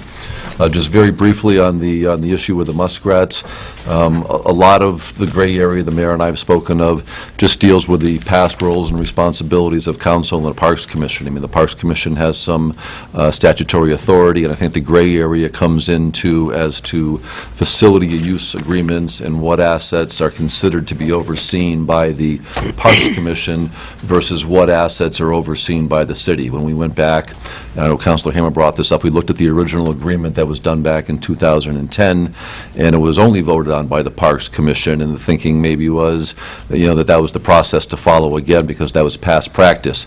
In looking at it and not having been a part of that, we realized that maybe all eyes were on that because it was a brand-new investment in the park, and everybody was paying attention to how the pieces came together, and the mayor and I have certainly discussed that there's some clarification. So I don't think it was any, ill intent on anyone. It's just kind of been, we followed past practice, but then a few questions come up, and you start looking at, well, why have we always done it that way? And sometimes that institutional memory fades, and you've got to go back and revisit and redefine the ground rules if needed. So we will definitely work through that and clarify this and have a good process in place going forward.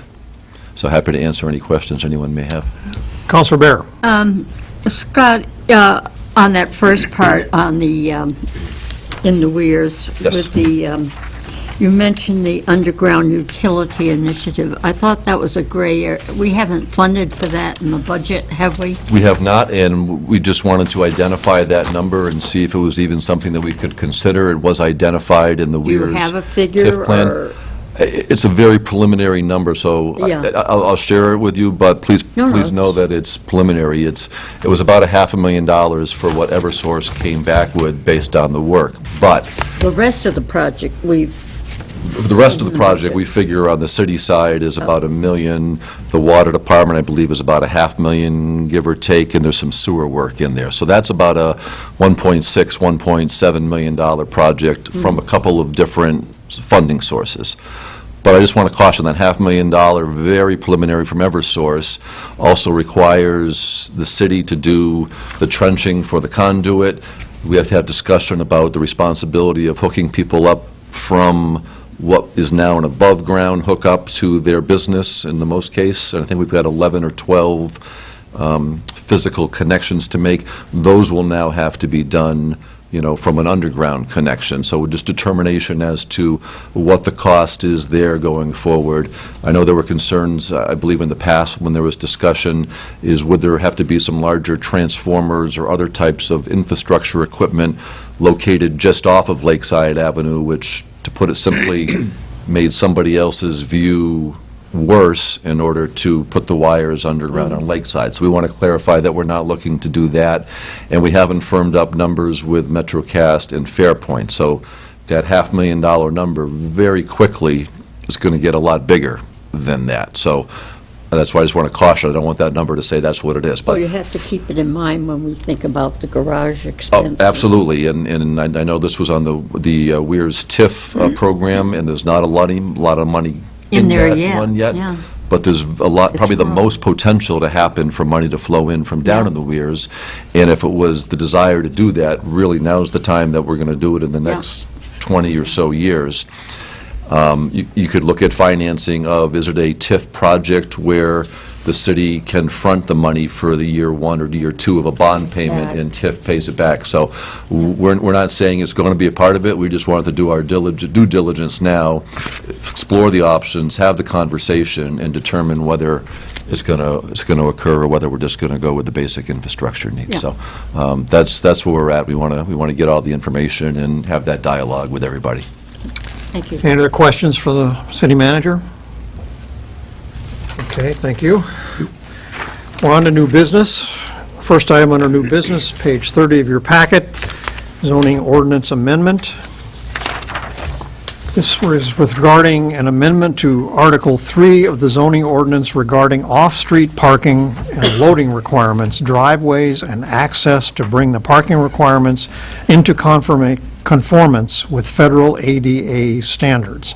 Would you like to brief us on this, Mr. Myers, please? Yes, this was, again, tied into the new ADA compliance, as you had mentioned, for handicap parking requirements.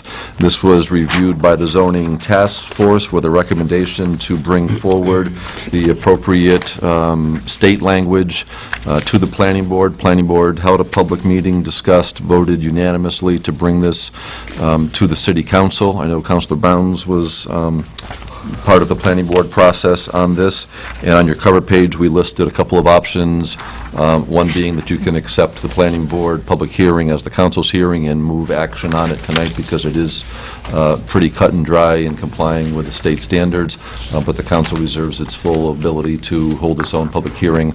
I will say that at the planning board public hearing, there were no speakers. Okay, is there any questions or discussion before we get to motions on? So we do have the planning director here as well, Oh, she's back there, isn't she? who can bail me out of Thought she'd trouble. skipped out on us, but can- she's hiding yeah. behind Mr. Bean there. You can correct me should I step out of line here. Okay. All right, any questions for the manager before we start thinking about motions here? Just a couple of questions. Counselor Bounds. A couple of observations. This, this amendment is, I won't call it routine, but it does bring the city up into the ADA requirements, which I think is pretty important. And you are correct, there were no people who came to the public hearing and wanted to testify. But having said that, I know this is not it's a motion that I've made before, and I'm going to continue to make it, and that is that we schedule a public hearing on this. I think that that's important. So There's my 2 cents, Mr. We Mayor. would be disappointed, Counselor, if you didn't stake out that territory. All right. Counselor Lippman? In this instance, I agree with Counselor to my right. So in terms of discussing this rather routine matter, the first decision we have to make tonight is to whether or not, as Counselor Bounds addressed, whether or not we need to hold our own public hearing, because if we do, then we need to schedule that public hearing, and we cannot adopt this tonight if we do that. That's your decision. So it would be germane at this point in time, if any counselor wants to move to accept the planning board's public hearing on this amendment to Article 3 of the zoning ordinance as its own official hearing for this amendment.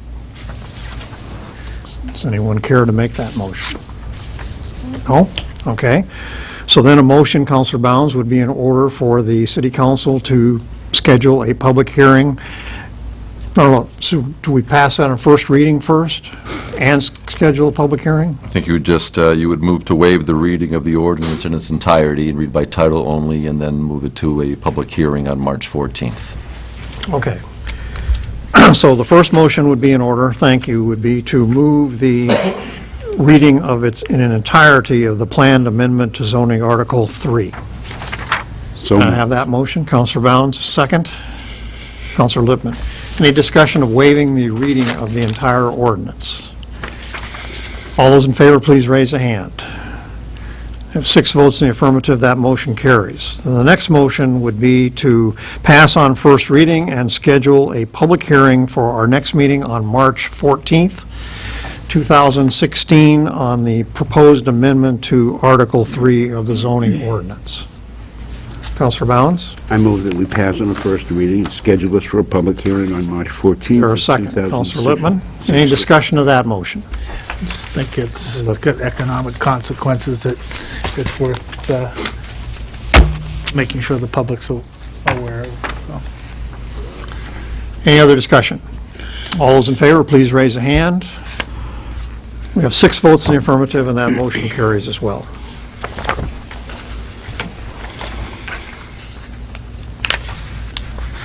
Next up is a council discussion regarding the leasing of city-owned dock spaces at the Weirs. In your packet on page 39,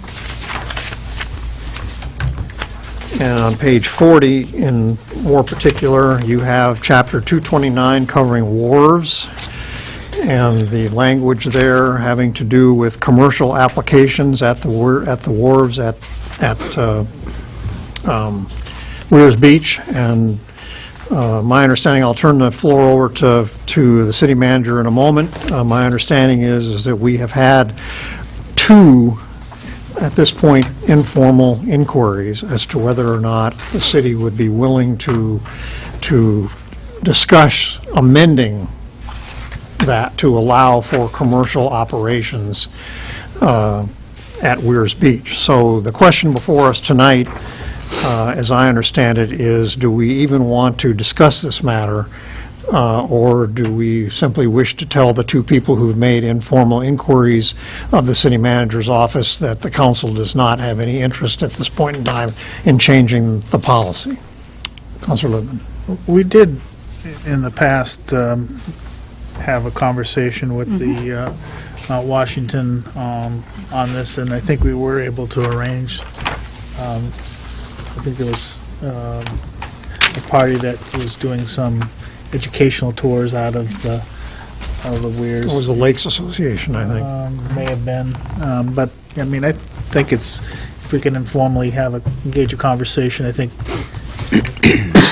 the Mount Washington's an important asset to the Weirs. I don't believe either one of these inquiries have anything to do with the Mount Washington.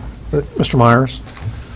Council Lippman is correct. We had the floating classroom that came, I think, 2 seasons ago, and that wasn't so much to lease space permanently for the whole season. That was in order to be able to do a pickup and a drop-off and just kind of go away. You can go out and do their laboratory on the lake. This would be for people who are looking to do tourist-related, family-related, water-related activities, and including one proposal which was fairly complex that, kind of did a mock-up, if you will, of the end pier, where they would want to be able to store equipment and have some kind of security down there in a ticket area, and again, tying into some of the council, thoughts during our goal setting of being a destination place and looking to do that.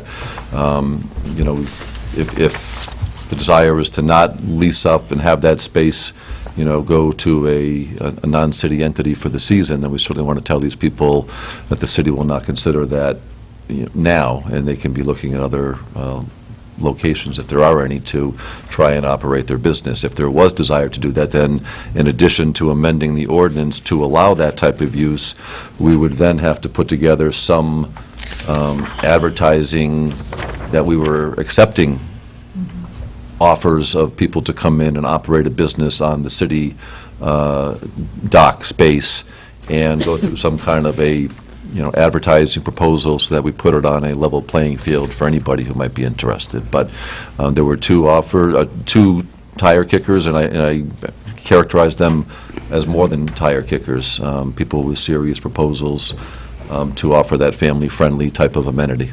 Fair to say, am I going too far in suggesting that neither of the parties are currently doing business at Weirs Beach? I believe you'd be accurate in saying that, yes. Councilor Lippman. Again, I think it'd be great if we could expand the offerings, so long as we don't compromise the main draw. Would those docks be taken up for the whole summer? No other public docking could happen? Not all of them, but I would say on one leg or maybe 20% of it, some would want to be tying boats there because it's an activity that would be coming and going during the course of the day. They'd have to know that their spots were there. They'd have some kind of a ticket area in order to process people through and close a gate so people weren't down there who weren't supposed to be there. There would be some water-related equipment stored down there, so whether they would have some kind of a low, lock box of some sort for theirs. They would want security, and they would, at least in one of these cases, would be looking to have that as their area to use. They would be leasing for it. a season. Right? It'd be their dock. Right. Very different than the floating classroom just coming in and picking up a dozen people and then Wanting taking up. security, what does that mean, wanting? Is that something they provide, or? I don't mean as security as in a person, but a way to lock up their end and fence it off and be able to put some kind of a storage low shed or something that could lock up the equipment that pertains to their water-related business. Councilor Doyle. Just for some history on this, there was also a water taxi that operated off the dock probably 10 years ago, I believe, for one season. But I believe that this went into effect looking at the 1997 date because a party barge wanted to start docking at the Weirs. And we're not talking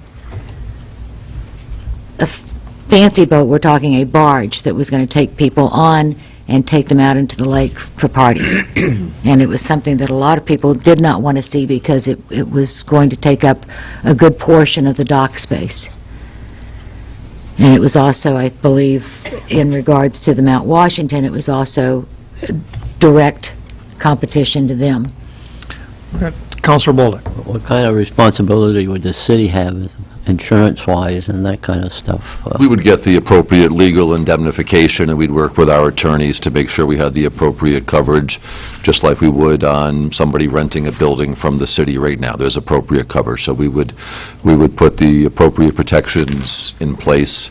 And again, we would have, if the council wanted to go forward on something like this, we would have the right to review and determine what was going to occur there to make sure it was a family-friendly theme, and it certainly would not be my recommendation to bring a party barge to you.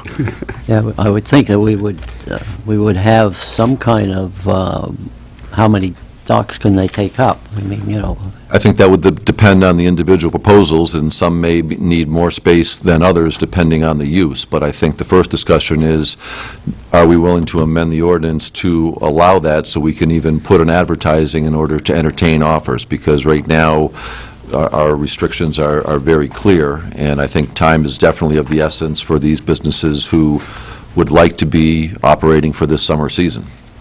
Counselor Bounds is next. I think this is an opportunity that we ought to take advantage of. We're going to have a lot of oversight, and the city's going to have a lot of oversight on what kind of proposals are put forward. But I think Councilor Lippman's exactly right, that this is the kind of thing that we should be doing that will address amenities that will attract people have the potential of attracting people to the city of Laconia and the Weirs. And amending the ordinance doesn't allow the party barge in or anything else. It just allows us to entertain these kinds of offers, and we should be thinking about doing that. Counselor Lippman. So long as we're able to,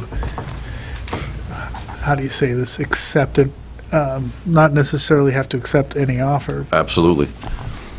because, you know, you could have a very nice function that, for example, interferes with the schedule for backing out the Mount Washington boat. That's like one of the key things. Does this person, they have another venue on another part of the lake? I'm not aware of the full background of both. One party has dropped off to me a fairly complex business plan and has indicated there's nothing like this on Winnipesaukee right now. The other one was an inquiry of talking about, again, doing a family-friendly, child-friendly type of activity. And again, I don't want to tip the hand and give someone's trade secrets out, but I think based on what I know, and I know a little more about one of them, but again, the first step would be probably to put this to a subcommittee and come through and look to amend the ordinance if that's the desire of the council. And then the second thing would be to do the appropriate advertising, because just because these two people submitted something doesn't mean there aren't others out there who wouldn't welcome the opportunity to do something. Because I remember, I don't know how many years ago it was, we went through this, and it ended up to what we got now is what it was before. We went through that whole process about those docks, and nothing changed. Counselor I Bolduc? just think Could that be different, but the business people at the Weir should be informed. You know, they'll hear about this tonight, and they probably Well, should have a the public appropriate hearing. motion, I think, at this point in time, per the suggestion of the city manager, would be to refer this, if it's the council's will, to Government Operations and Ordinances Committee for study and a recommendation. There would be hearings on this. There would be opportunities for public input with respect to this. This is just the first step. So I think this is just a first step, and if we decide not to take this step, then it just remains the way it is. If we take the first step, it would be simply to refer it to committee and have the committee Let the people come and determine a speak course to of it. action. Make that motion. Okay, we have a motion by Councilor Lippman to refer this matter to the Government Operations and Ordinances Committee. Second. Second by Councilor Bolduc. Any further discussion? All in favor, please raise a hand. We have 6 in the affirmative, including the chairman of the committee, however reluctantly. And that motion carries. So as time is of the essence, perhaps at the next meeting, Counselor, we ought to have Do we want to schedule? we ought to schedule a meeting. Well,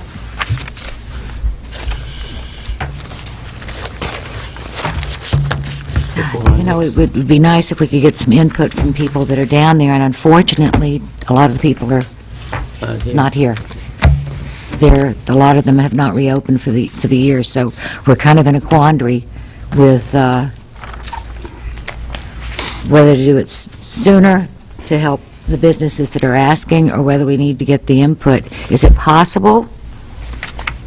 May we contact can we have somebody in the city actually reach out and contact people that are directly affected on Lakeside Ave? That would be possibly more impacted with this? I mean, would that be a possibility for people that may be in Florida that might want to give input? We could, Well, at least- capture an area on our tax maps and That's- grab and- addresses and do Yeah. a mailing. Yeah, or email or something. I mean, I think the Mount Washington does need to get, informed with this, too. I mean, we can, what do we have? We've got another meeting already scheduled for the 14th. We have the speed humps on Summit Avenue scheduled on the 14th. Yes, already. We take it up then?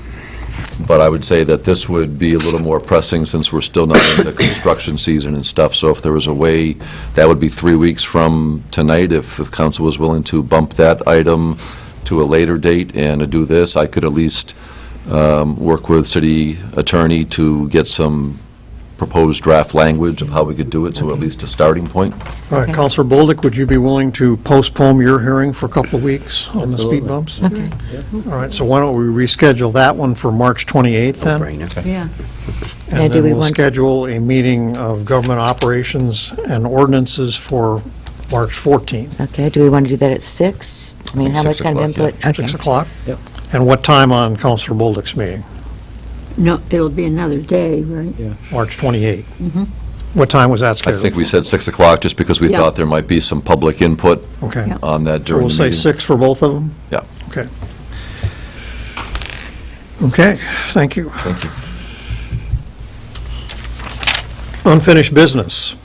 Item number 1 is not germane tonight because we did not have the public hearing. Item number 2, which is on page 45, I believe, of your packet, was with regard to rezoning of Surf Coaster lots 3 and 8 to commercial resort. And explanation of that is on page 45, for those of you who recall that conversation we had months ago. We referred this to the planning board, and it has come back to us, and the requested action at this point in time is to move, well, again, we're talking about public hearings. We need to have that discussion first. There was a public hearing on this matter was held before the planning board. There was one speaker, and that was the owner of the property in question. So the question again, Counselor Bounds, is whether or not we pass this tonight or whether we schedule a public hearing, which would require a first reading tonight and postponing the hearing and second reading until the next meeting. Well, I think you know my position. Okay. I think we need to hold a public hearing on it, but that's because I think people ought to get a chance to respond. All right. Is there any counselor first of all, any counselor have any questions about what we're doing here? Counselor Hamel. Now, I'm noticing here, this affects lots 8 through 13 is what's being recommended. Now, some of those lots are not in that red area. A couple of them are across the street, if I'm looking at this right. I mean, looks like 13 and 12 are to the left. Is that what you see there, too? Yeah, the Biggest only lots- lots that are affected Or are is that 1 and 2 and... 3 and 8, if you look under the subject rezoning of Surf Coaster lots 3 and 8 on White Oaks Road, so it's just those 2 lots that are within the red boundaries. If you look at your map there. Not Yeah, but 8 it says- through 13, 8 and 13. 8 and... Okay, so under the discussion, that isn't relevant? I think that should be 8 and 3. I apologize, I was looking Yes. up above under Yeah, the you're right. subject, so 8 and 3. Good catch, Counselor. Because I didn't know how that would have affected that, No, the strictly home lot it's- across the street, Yep. if that was the case. No, that's a good point. It's the 2 lots that are strictly within the red boundary. That was all that was referred. You can see the original motion on page 47 of your background that talked about the request just of those White Oaks Road LLC 1 and 2, and that's the formal name of those 2 lots that are outlined in the red. Okay, so we can change the 13 to a Yep. 3? Is that what you're saying? Yes, thank you. Okay. Counselor Lippman? Could you refresh my memory, Mr. Manager, about, is there a business transaction that's dependent upon this rezoning? I know there was some interest in the parcel. I don't think, at least the last I knew, there wasn't a specific transaction that was pending, but I think from folks who were coming to look at it, knowing that those lots covered multiple zones, made it a little more challenging if the discussion was you would have to go and either request a rezoning or seek a variance to it. And again, the planning director is in here to correct me should I misspeak here tonight, but she is also here as a resource, as is Counselor Bounds, who's on the planning board. So I'm not aware of any impending sale, but I think this was to smooth the process for any potential buyer going forward. Councilor Lippman. So if time's not of the essence and we're not affecting a business transaction, then I support Councilor Bounds put it for a public hearing, just to make sure there's no... All right, is there anyone on the council who wishes to put forth a motion to skip the public hearing and accept the planning board's hearing? I have another question. Okay, I'm sorry.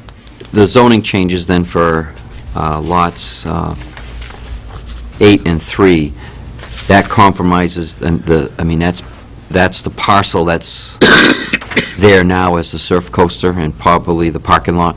Yes. Yes. Doesn't involve any other person's property? No, there's actually a third lot that I believe is probably called White Oaks Road LLC 3 that has similar ownership that wasn't included. It's strictly the Surf Coaster and the parking lot. Those 2 lots in red, nobody else, both owned by the same person. And the owner of those 2 pieces understand this? He requested that the council take the action. He came to the public hearing. He was the only one who spoke, and he certainly wasn't. I don't see why we need to have another public hearing on something like this, where it's pretty cut and dry. It's his own property. I don't see how it's going to affect anybody else. Do you wish to make a motion, sir? Just so you know, at the planning board meeting, we were specific that it would apply to only lots 3 and 8, and I think you were right that the only person to speak was the individual who was requesting the change, so that he could, and it made sense to everybody on the planning board in terms of the change that was being requested, because it avoided the problems of variances or special exceptions or anything like that with respect to the problem. But I have to say this, I still think we should have a public hearing. Do you wish to move to skip the public hearing and accept the planning board's hearing as our own? What do you want to do? Skip it. I'll make a motion to skip the public hearing. Okay, we have a motion on the table. Is there a second? Counselor Hamel makes a motion, Counselor Bear seconds it. Any discussion? Motion on the table is to move to accept the public hearing held by the planning board on this issue and forego an additional public hearing on the city council. Counselor Lippman. Just like to inquire of Councilor Doyle, do you think there's any risk to doing so? It's actually Armin's It's in my ward. I'm sorry, Councilor. Any other discussion? No risk. And everybody, There's no risk to Ava at all. everybody that I've spoken to has spoken to me is in favor of it, so. Any other discussion? Okay, everybody clear what we're voting on? A vote yes is to skip the public hearing. A vote no is to Hold. schedule our own public hearing. Okay. All those in favor of the motion, please raise a hand. 5 yes, all those opposed?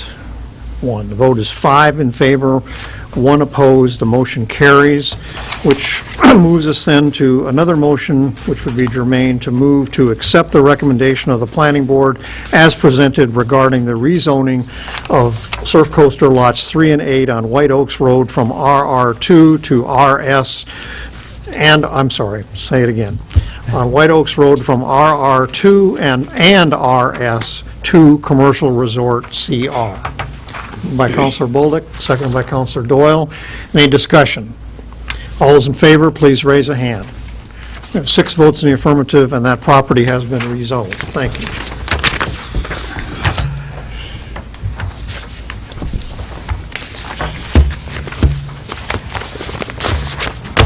Okay.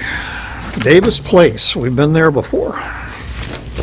Okay, at our last meeting, we put this matter on the table. Is there someone who would like to make a motion to, the issue before the council is a possible declaration of city-owned property on Davis Place as surplus? Is there anyone on the council who wishes to take that off the table tonight? Counselor Bolduc, seconded by Counselor Hamel. All those in favor of taking this item off the table, please raise a hand. Those opposed? We have 5 votes in the affirmative, 1 negative. Motion carries, and this matter is back before us. Who would like the floor? Mr. Myers? Thank you, Mr. Mayor. As directed by the council 2 weeks ago, I did follow up on both offers, did have an opportunity to meet with the individuals who submitted those offers, and again, they're separate offers. I put together a quick brief memo with some bullet points, and I've separated it out by the 2 different parcels. I do state that regardless of whether or not any sale is made, as time and resources allow this spring, the city would do some basic cleanup of the 2 wooded areas in question. Additionally, in speaking with the chief of the police department, Chief Adams, he's also heard the concerns of the less than desirable activity, and again, this area is already on the patrol list as time and resources allow, and will continue to be monitored by Laconia Police, regardless of action that council may choose to take here tonight. So again, I think everyone's aware of the lots. I'm going to speak to the Bean offer first, which is the way it's listed in the memo.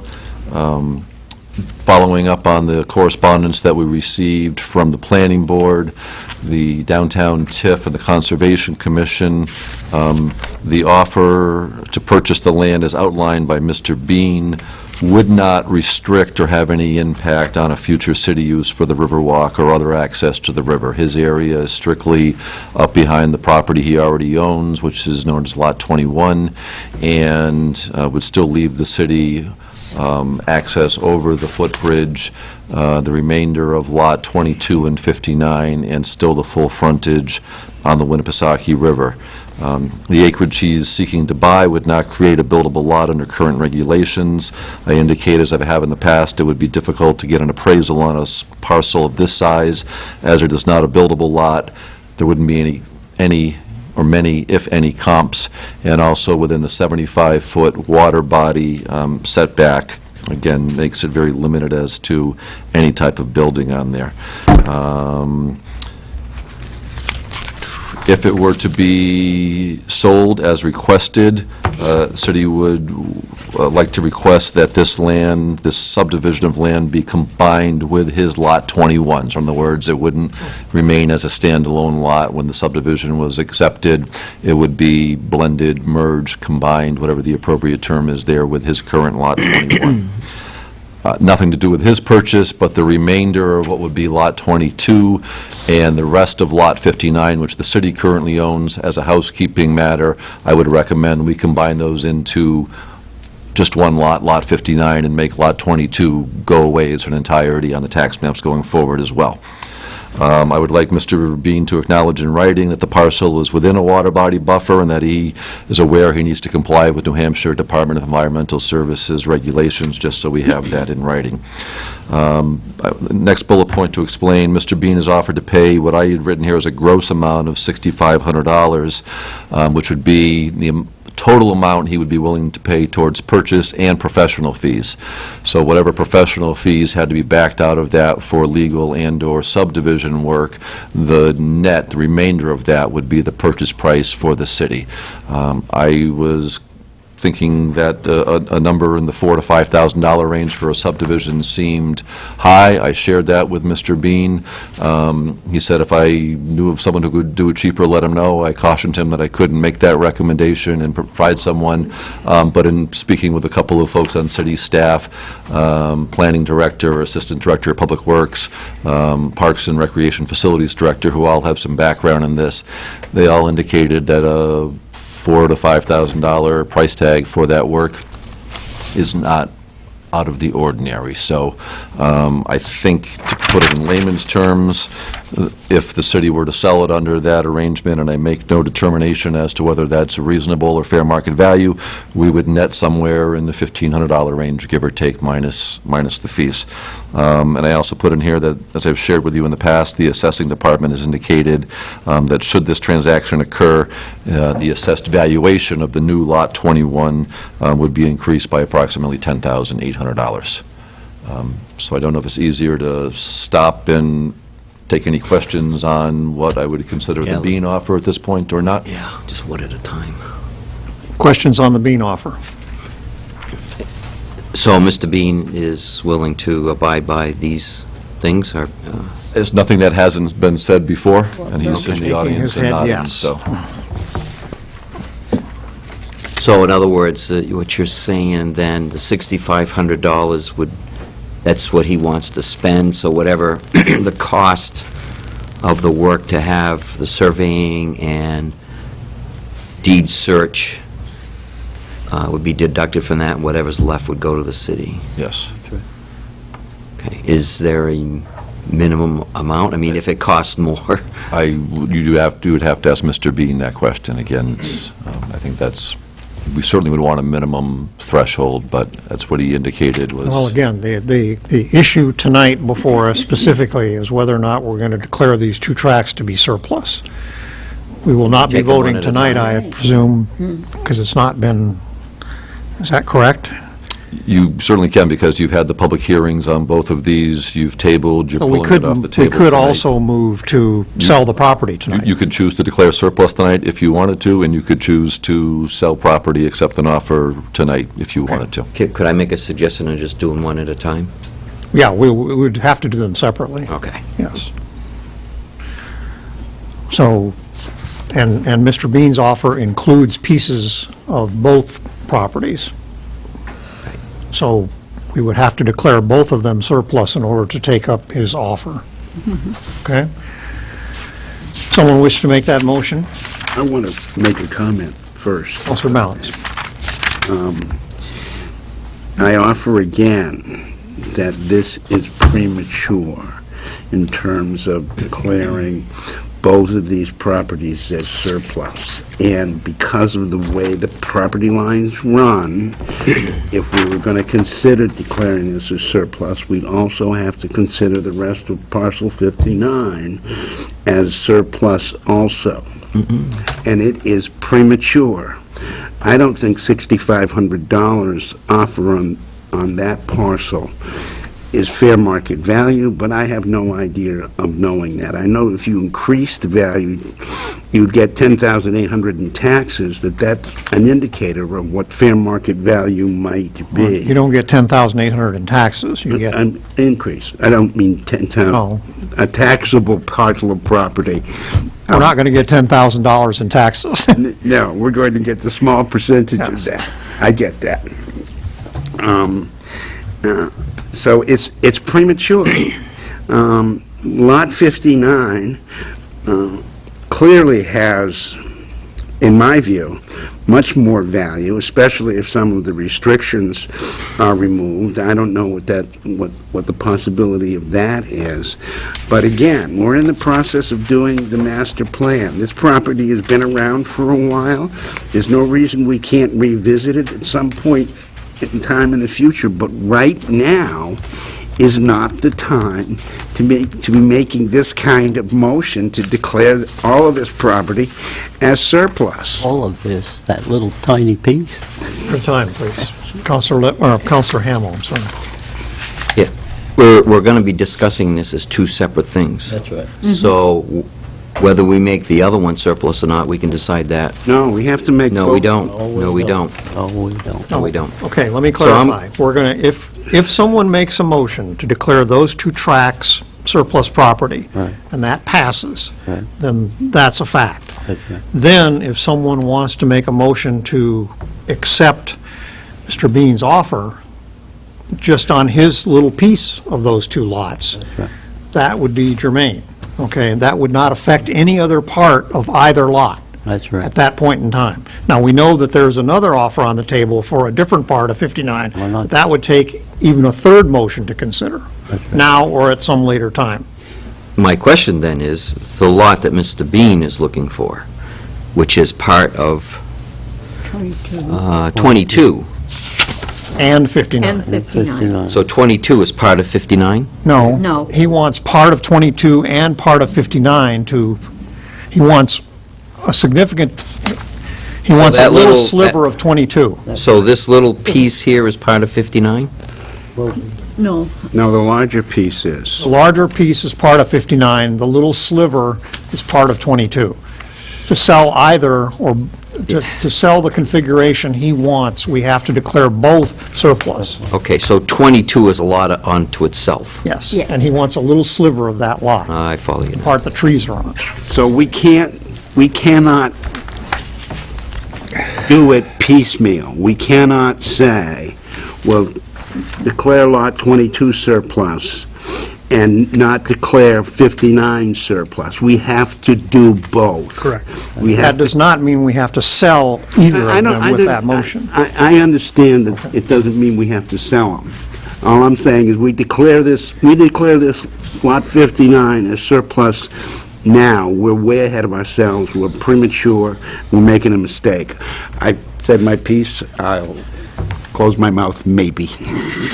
Okay, but even though we declare it surplus, it doesn't mean that we have to do anything with it. That's correct. I don't know why you want to take that action if you don't know what you want to do with it. Yeah, I lied. I'm responding to a question. I don't know why you want to declare it surplus if you're not contemplating selling it. And if you're contemplating selling it, then I guess you declare it surplus. But if it's not, you're not contemplating selling it, the caveat, we don't have to do anything with it. Well, maybe You just if shouldn't we declare it surplus. If we declare it surplus, maybe a hotel would go in there with 30 floors, who knows? We always have the Skinny hotel. opportunity to declare this as surplus. We always have that Bottle Beach Hotel. opportunity. All right, does anyone care to make a motion to declare those two properties as surplus? I'll make the motion to get the conversation going. Second. Counselor Lippman, I want to let Counselor Bolduc second that. All right, so we have a motion on the floor by Counselor Lippman, seconded by Counselor Bolduc, to declare all of lots 412-6059 and lot 426-6022 as surplus property. Discussion. Counselor Lippman. I was comfortable making that motion because I think that the two concerns that were raised to us by letters from the Conservation Commission and from the Planning Board were related to The big one. potential conflicts with a future Riverwalk or other access provisions. And if I take your memorandum correctly, you don't see that as being an issue. Is that correct? That's correct, and I have shared this document before it went in your agenda package with the planning director and the Parks and Recreation director, and obviously planning director speaks for itself, but Parks and Rec is also our staff liaison to the downtown TIF, so they're both intimately involved with the walks and everything else to it. Counselor Hamel. Question to the city manager. All right, so if we declare this whole piece surplus, is there any legal obligations that we would have on that property as far as selling it? I mean, do you have to sell it, or? Nope, and I'll share with you, the council declared a parcel on Lexington Drive surplus that was adjacent to the Tightflex in That's still case there was an surplus. opportunity to use that in their addition on the building, and that was declared surplus and no Sitting action on it. taken, and Still it's sitting there. So you're not bound at all. You can take the action, and you're not bound to do another thing if you choose not to. Have you done any investigation with the Housing Authority on the deeding of that property, of whether it could be changed or not? I have, and the deeding occurred on Lot 59, which is where the parking is. Actually, a little historical fact that the city clerk shared with me and somebody else is that Lot 22, where we acquired it, was an old ward house for voting, and it was a ward house because convenience of all the factory workers who worked in there, and then we think that's why the area over the footbridge down to Howard Street was, because that probably was a walking path for a lot of those folks to have a shortcut to cross the brook to get to work. So that's the history lesson. So the long and short of it is the parking easement would rest on the remainder part of Lot 59, where the paved parking is right now. And from the Laconia Housing Authority Director, I will read, As they were with the Boys and Girls Club proposal 3 years ago, the Laconia Housing Authority Board of Commissioners is willing to relinquish any rights they have regarding the city-owned lot 412-60-59 on Davis Place upon their satisfactory review of a specific proposal. Factors they would consider would be zoning, neighborhood compatibility, and the redevelopment plans of the city. The lot is currently used as overflow parking space for owners at the Scott and Williams condominium. The Lakes Region Daycare Center would be impacted the most, and their interest in reserving some parking capacity should be considered and were, I believe, included in the Boys and Girls Club plan. So that's from Dick Weaver at the Housing Authority. But again, this would not have anything to do with the parcel that Mr. Bean has made an inquiry on. Okay. The daycare center uses some parking there? I mean, they've got a parking lot across their fence that's not even a third used. So why would they need parking on this side, which is further away? I'm just thinking Or asking from the for it. door access, I think that might actually be closer to come into the private entrance into that condominium than maybe the one the public uses on the other side. But I think reasonable accommodations could be made, and I think we've got a reasonable board and the So they're housing willing to give authority up based on that this. easement, or whatever you want to call it? They want just some reasonable assurances that whatever might go there would be compatible with the neighborhood and not impact, but I think they're very willing to work with us. But again, this would not be a part of the land that Mr. Bean is requesting to purchase. Further discussion? Okay, we have a motion on the table to declare Lot 59 and 22 as surplus property. All those in favor of doing so, please raise a hand. All those opposed?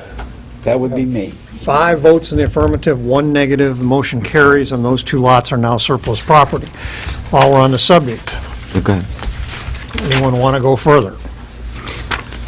I'd like to make a motion that we sell to Mr. Bean that portion of the property of Lot 59, and is that other portion? 22. 22, per the agreement described by the city manager. I'll second it. And just if I could, for the motion, For could you, what price? Well, for the, 6,500. per the agreement there, 6,500 was it? 6,500. in gross minus the Oops, right here. professional fees. And I got it here somewhere. Right here, the bottom line. Yeah. Okay.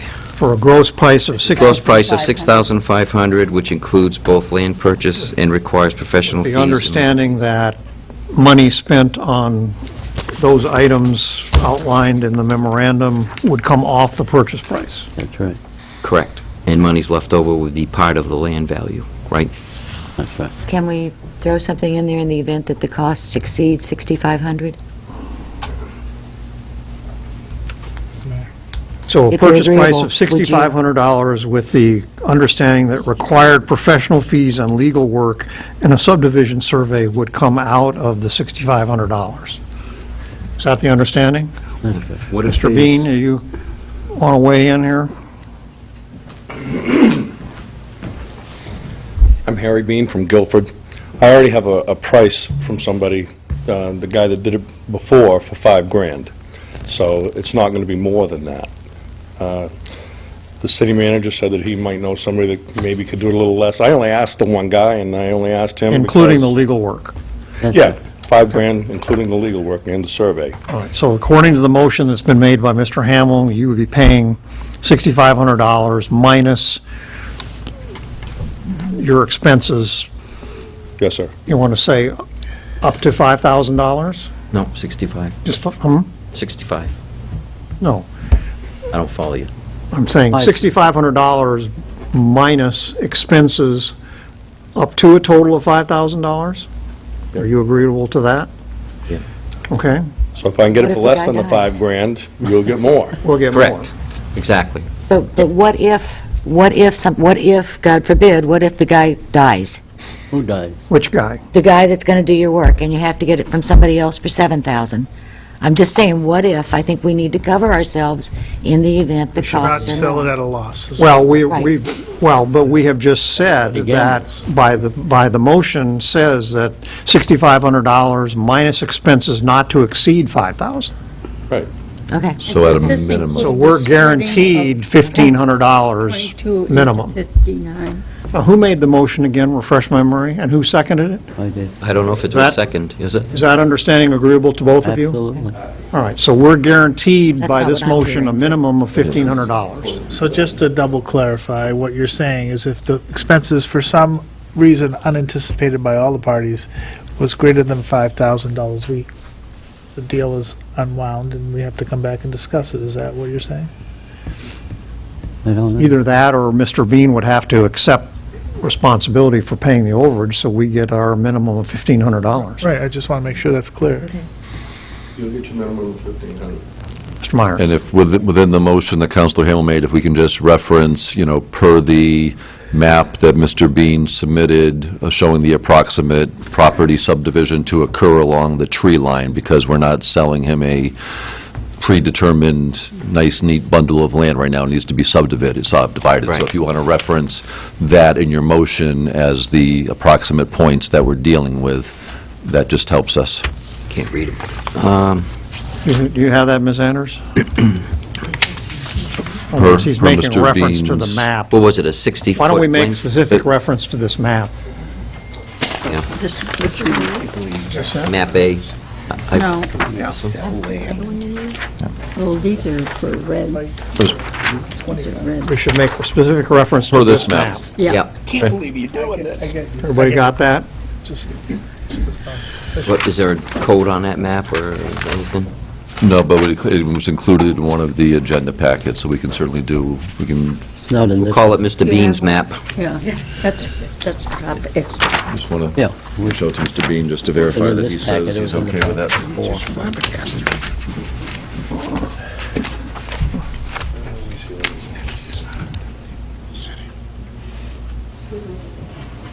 Okay, so I'm here. Okay, yes.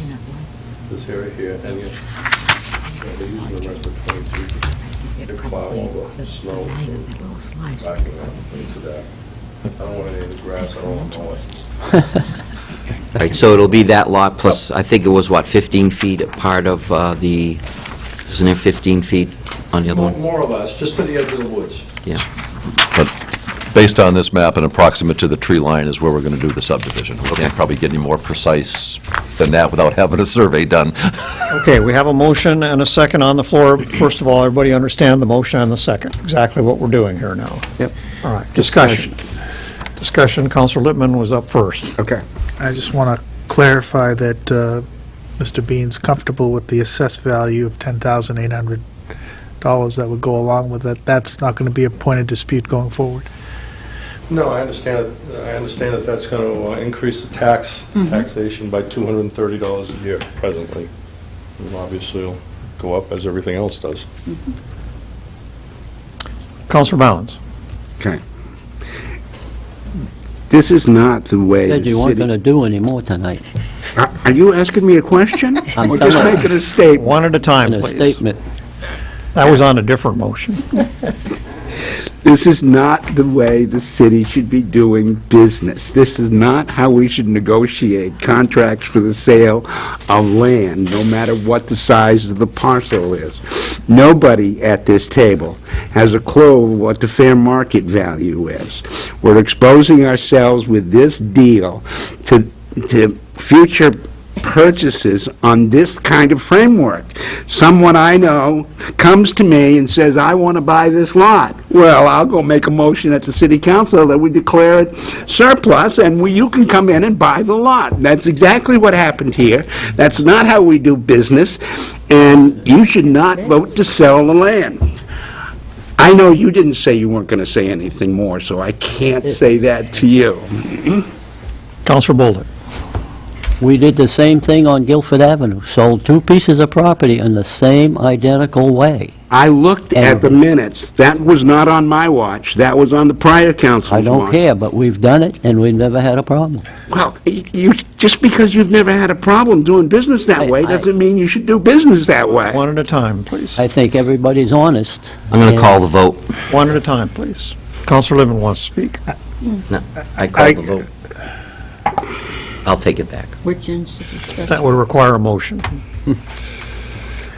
I get what Councilor Bounds is saying. It's just that this is a de minimis situation, which, we've spent a lot of time on. The public has had a chance to come in at least on 3 different occasions to express concerns about it. And, we're going to spend at least the incremental value of folks' time in adjudicating this further, just on principle, on this practical over the principle. That's why I'm... This doesn't make any sense.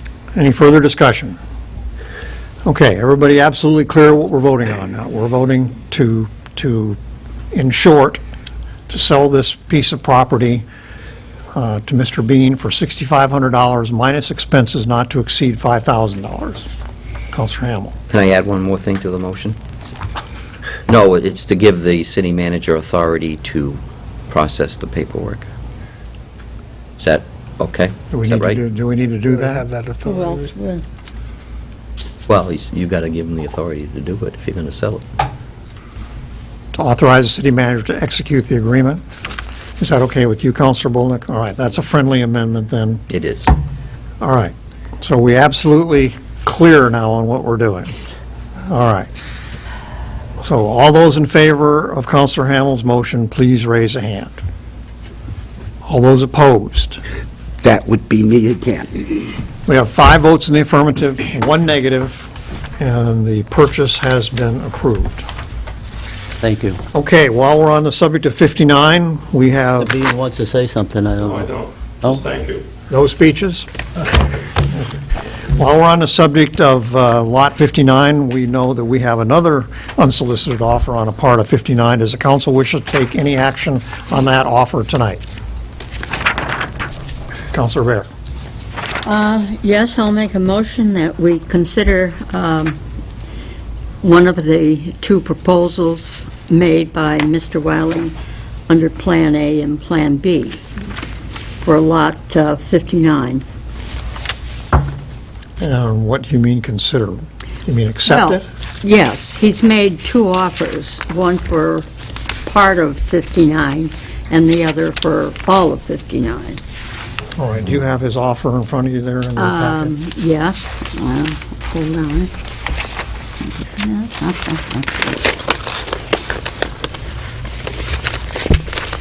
It's here.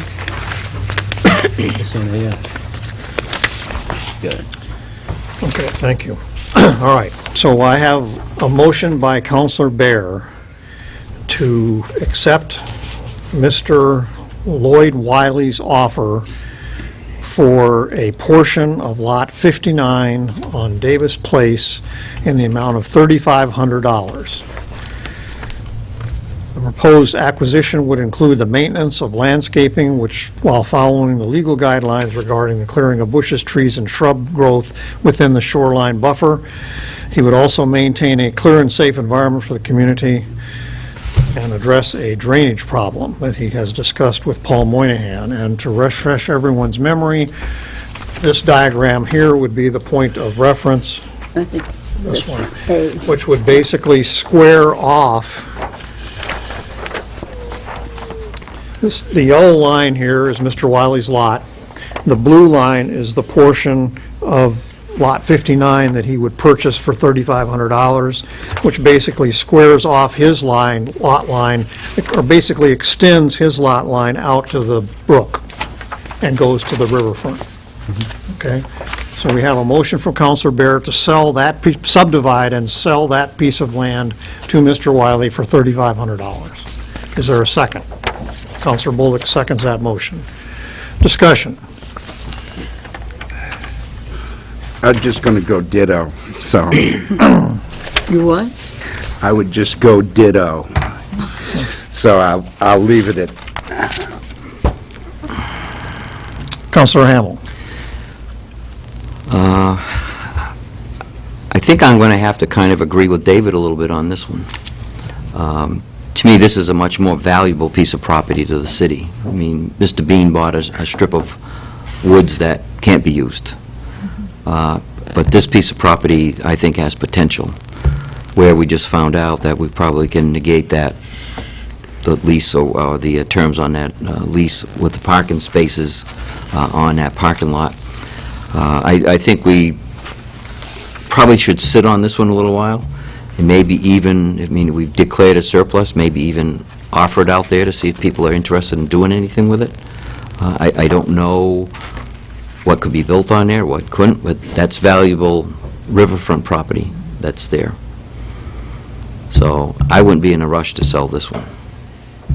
But, you know, like I said, Mr. Beans is different. That's a narrow piece of wooded land that's along the brook there that the Riverwalk has no interest in whatsoever. But this piece here, I think it does have some value to the city at this time.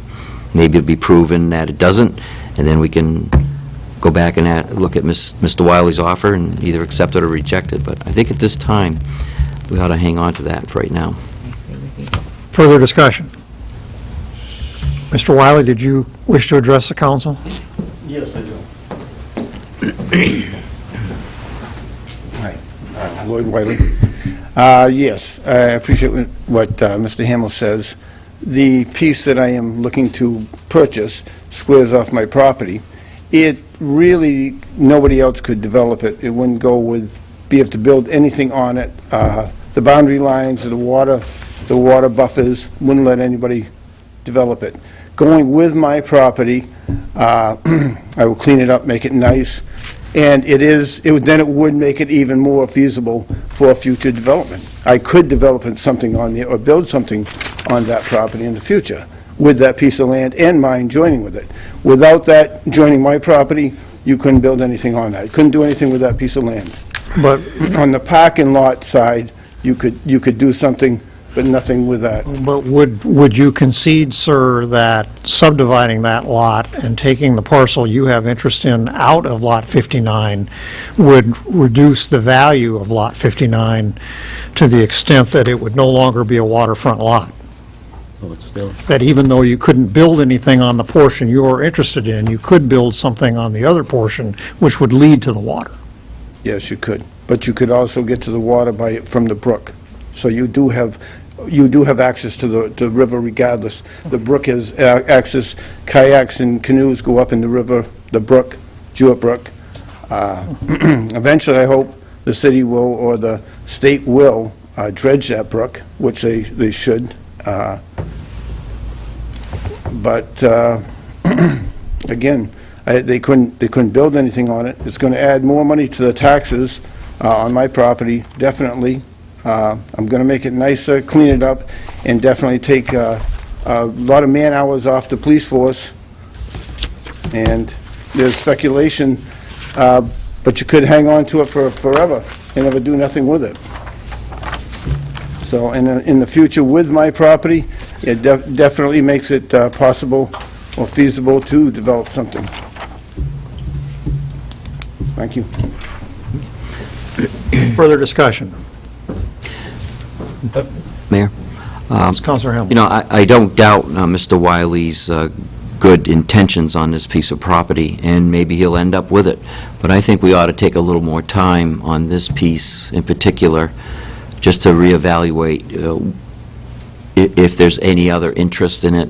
It's like the mayor said, that extra piece of river frontage could add quite a bit of value to the parking lot area. And if you sell that off, then, you know, if someone does buy it and put something up, maybe that river frontage could be used for, I don't know, beach. I don't even know if they can do that, but I think it does add value to the piece of property that's there now. Further discussion? Okay, can I borrow that back? What I'm going to do here, and I should have done this on the other one, with your permission, since this is your copy. All right, so I'm going to, this is a diagram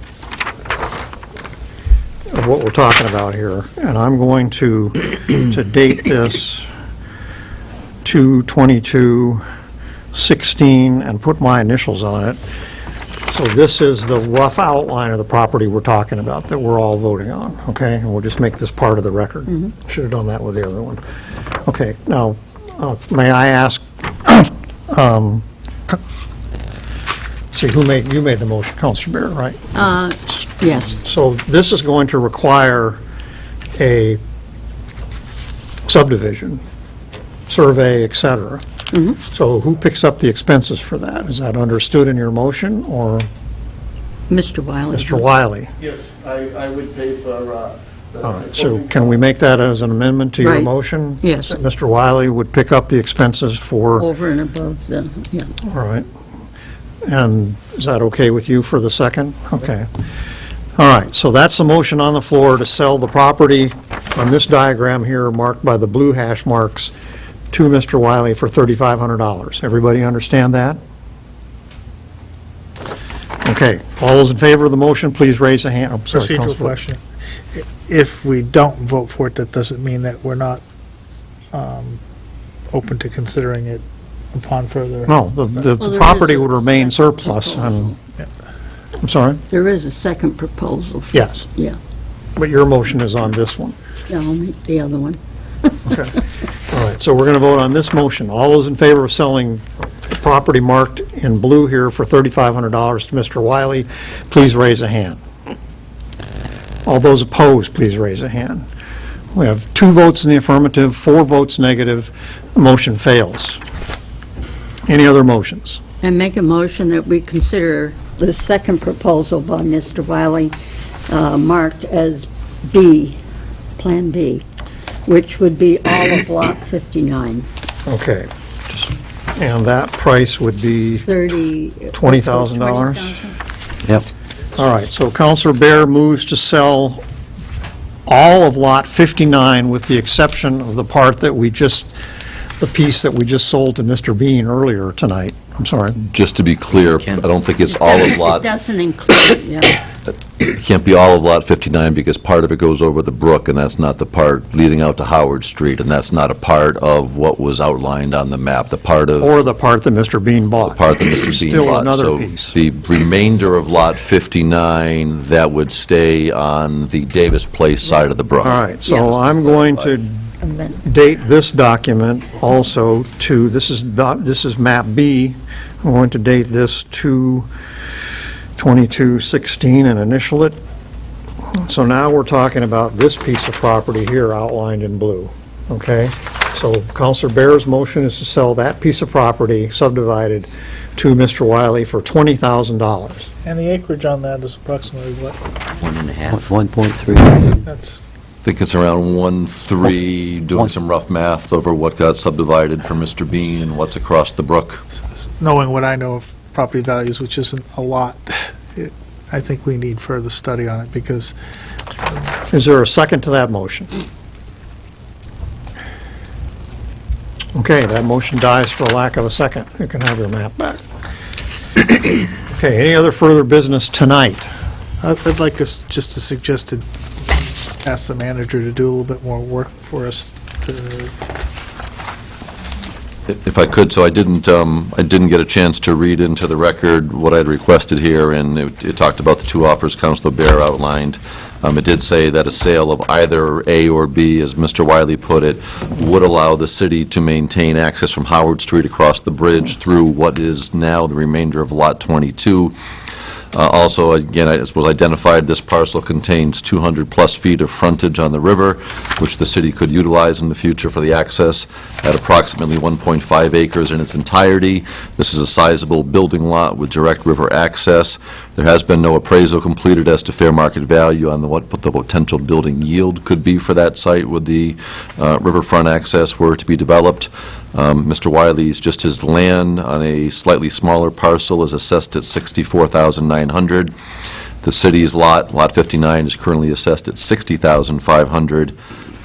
If we were to sell anything, recommendation was that we had an easement for future Riverwalk, and that this offer was similar to one that Mr. Wiley had made back in 2014, but it doesn't call specifically for any new building development within a specific time frame. Something could happen in the future, but unless the council was going to give me specific recommendation to go out and engage in an appraisal on highest and best use, I'm not sure what else I can bring you at this time.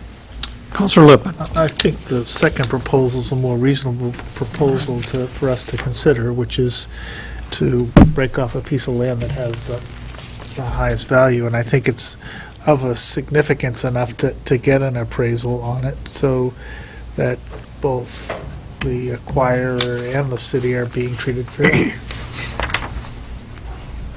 And with the conditions. Everybody hear that? Counselor Lippman is suggesting that it makes more sense to sell the bigger parcel than to subdivide the smaller parcel, and that we need to get an appraisal to see what that whole property is worth. Right. And that probably would include that sliver, because we wouldn't have much use for that sliver, would we?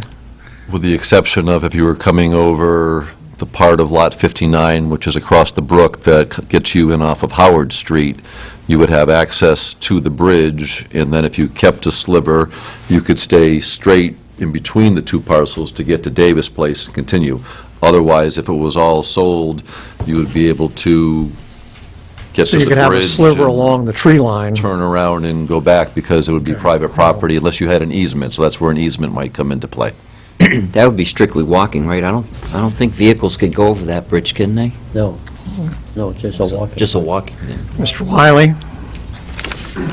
The bridge was always used for cars.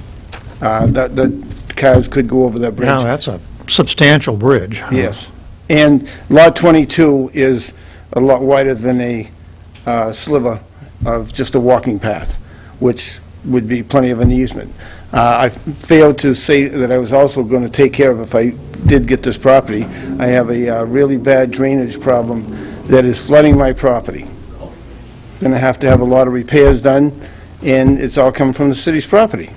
So I was going to take care of that. Now, if I don't acquire the property, the city will have to take care of that. Either way, it's going to be an expense, and it was going to be at my expense, and now we'll see if the city will have to have an expense. I'm willing to work with the city or anything to acquire and clean up the property. My tenants, it's not safe for them. They look out the windows. We just got all kinds of riffraff there. You know, things happen. All right, thank you. I would suggest and maybe you covered it, maybe you didn't, I didn't hear, as an addendum to what you're saying, if we go ahead and execute, from a priority standpoint, the bean sale first, Yes, then we could include the rest of Lot 22 in the appraisal as well. yes.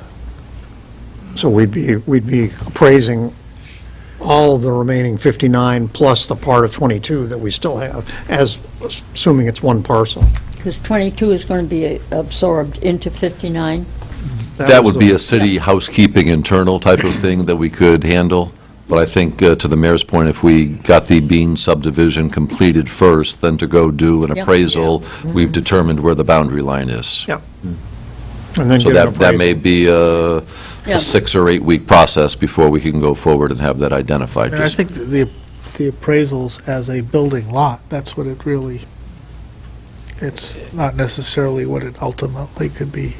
No, but it's Yes. obviously someone wants to Yeah. come in and see boundary lines and not kind of, No, I'm not disputing that. Yeah. I'm just saying in terms of, it's a it'll be approximately a 1.5 acre building lot on the water, and what does that, and we would look at the highest yield that zoning could allow for, based on setbacks and everything would be the Well, and one other appropriate way. issue here that Mr. Wiley addressed in his offer was that portion of the lot that he was interested in, the first motion that Councilor Bear made, is largely wooded. And because it's within the buffer, there are going to be restrictions on what can be done in terms of clearing that. It's largely what? I'm sorry? What did you say the first proposal was? The part of the lot that was covered by the waterfront part of the lot, that was covered by Councilor Bear's first motion, is largely wooded. No, it's not. Yeah. Yes, it is. Yeah. It's heavily wooded. That's where Parcel A? That's where they The hang out. waterfront part of Along the, 59 is Road. largely wooded. Well, That's where they hang out. I've been down there and looked at it. I'm not going to get in an argument with you, but it's really not, so. oh, it is. Okay. Can't see the forest through the trees. So that's something will have to be addressed too in terms of The appraisal would base on existing zoning and state regulations as to what could go there, yes. to go there, right? How many trees you could cut down, that sort of thing. Okay, anything else on this tonight? So I would remind everyone then that we did declare this lot to be surplus, and it is Gee, I hope the technically office for will let sale. me know. remains the And was same. that a motion seconded and voted upon on the appraisal? No. Does it So have, does it that's a have- future. I would say let's complete, I'll let you know when the Bean subdivision is finished complete, and I'll the come Bean back to thing, you, then come and back we to can us. place it on the agenda for a proper motion. right. Okay, Okay. thank you. Okay, thank everyone for their patience on that matter, all these meetings. Last thing on our regular agenda tonight is nominations. I think we can do these quickly. We had a bunch of interviews last time. First up, we would entertain a motion to appoint Elizabeth Betty Ballantyne, who is seeking reappointment as a full member of the Putnam Fund Board to a 5-year term expiring at the end of March 2021. So moved. Moved by Counselor Hamel, seconded by Counselor Bullock. Any discussion?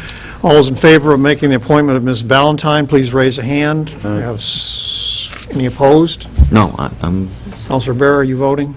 What? Sorry? I was writing, I'm sorry. Are you voting in favor of Betty Ballantyne? Yes. Yes, all right. We have 6 votes in the affirmative. That appointment is made. Next up, David Stamps, seeking reappointment to the Highway Safety Commission as a public member for a 3-year term expiring at the end of March 2019. Moved by Counselor Bullock, seconded by Counselor Lippman. Any discussion of that appointment? All those in favor of appointing David Stamps, please raise a hand. We have 6 votes in the affirmative, and that motion carries. Next up is Rodney Roy, seeking reappointment to the Parks and Recreation Commission for a 3-year term expiring March 2019. Counselor Hamel, seconded by Counselor Bullock. Any discussion of Mr. Roy? All those in favor of making that appointment, please raise a hand. We have 6 votes in the affirmative, and that appointment is made. Next up, Mr. Arthur M. Kirk, seeking reappointment to the Parks and Recreation Commission for a 3-year term expiring at the end of March 2019. Counselor Bullock, seconded by Counselor Hamel. Any discussion of Mr. Kirk? All those in favor, please raise a hand. We have 6 votes in the affirmative. That appointment is confirmed. Next up, Mr. Glenn Smith, seeking reappointment to the Library Board of Trustees to a 3-year term expiring at the end of March 2019. Counselor Bullock, second by Counselor Hamel. Any discussion? All those in favor, please raise a hand. We have 6 votes in the affirmative. Mr. Smith is appointed. Last up, John Moriarty, seeking reappointment as a full member of the Library Board of Trustees to a 3-year term expiring at the end of March 2019. Anybody? Counselor Bullock, seconded by Counselor Bear. Any discussion? All those in favor of appointing Mr. Moriarty, please raise a hand. We have 6 votes in the affirmative, and that appointment is also confirmed. Okay. As I mentioned earlier tonight, we have need for 2 non-public sessions tonight. Okay, the first one would be related to the matter earlier we discussed tonight about what? Parking garage? Parking garage, yes, all right. And what provision of 91A are we going to use for this? C? So D, sale of, consideration, acquisition, sale, lease of real or personal property.